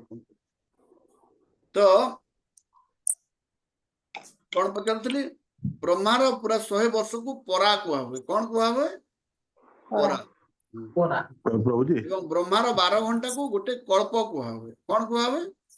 ଗୋଟେ କଳ୍ପ। ଠିକ ଅଛି। ତ ଆଜି ତ ସମୟ ହେଇସାରିଛି। এটা ଆପଣ ଟିକେ ପ୍ରାକ୍ଟିସ କରିଦେବେ। ମୁଁ ଗୋଟେ ଚାର୍ଟ ଆପଣଙ୍କୁ ପଠେଇଦେବି ଗ୍ରୁପରେ। ସେ ଚାର୍ଟରେ ଆପଣ ଦେଖିଲେ ରାଜନ ପ୍ରଭୁ ସେ ଚାର୍ଟଟାକୁ ଆପଣ ଦେଖିଲେ ଜାଣିବେ। ଠିକ ଅଛି। ଯୋଉ ଆପଣ এই বৈদিক কসমোলজি বা বৈদিক টাইম পিরিয়ড কেমতি ଅଛି ସେ ଚାର୍ଟ ଦେଖିଲେ ଜାଣିପାରିବେ। ଆଜ୍ଞା ଆଜ୍ଞା ଆମେ ସମସ୍ତେ କୃଷ୍ଣ ପ୍ରଣାମ କରିକି ଅନ୍ତ କରିବା। वांछा कल्पतरु कृपा सिंधु भ्यश्च पतितानां पावनेभ्यो वैष्णवेभ्यो नमो नमः। अनंत कोटि वैष्णव वृंद की जय। समवेत वैष्णव वृंद की जय। प्रभुपाद की जय। निताई गौर प्रेमानंदे हरि हरि बोल। हरे हरे हरे कृष्ण प्रभु। ବର୍ତ୍ତମାନ କିଏ ଅଛନ୍ତି ମୁଁ ଖାଲି ଟିକେ ଏଇଟା କରିଦିଏ ଟିକେ ସ୍ପଟଲାଇଟ କରିଦିଏ ଜଣା ପଡେ ସମସ୍ତେ ତାଙ୍କର କ୍ୟାମେରା ମାନେ ଅନ୍ କରନ୍ତୁ। କିଏ ଅଛନ୍ତି ଖାଲି ମୁଁ ସ୍ପଟଲାଇଟ କରି ସମସ୍ତେ ଟିକେ କ୍ୟାମେରା ମାନେ ଅନ୍ କରିଦିଅନ୍ତୁ ହେଲା।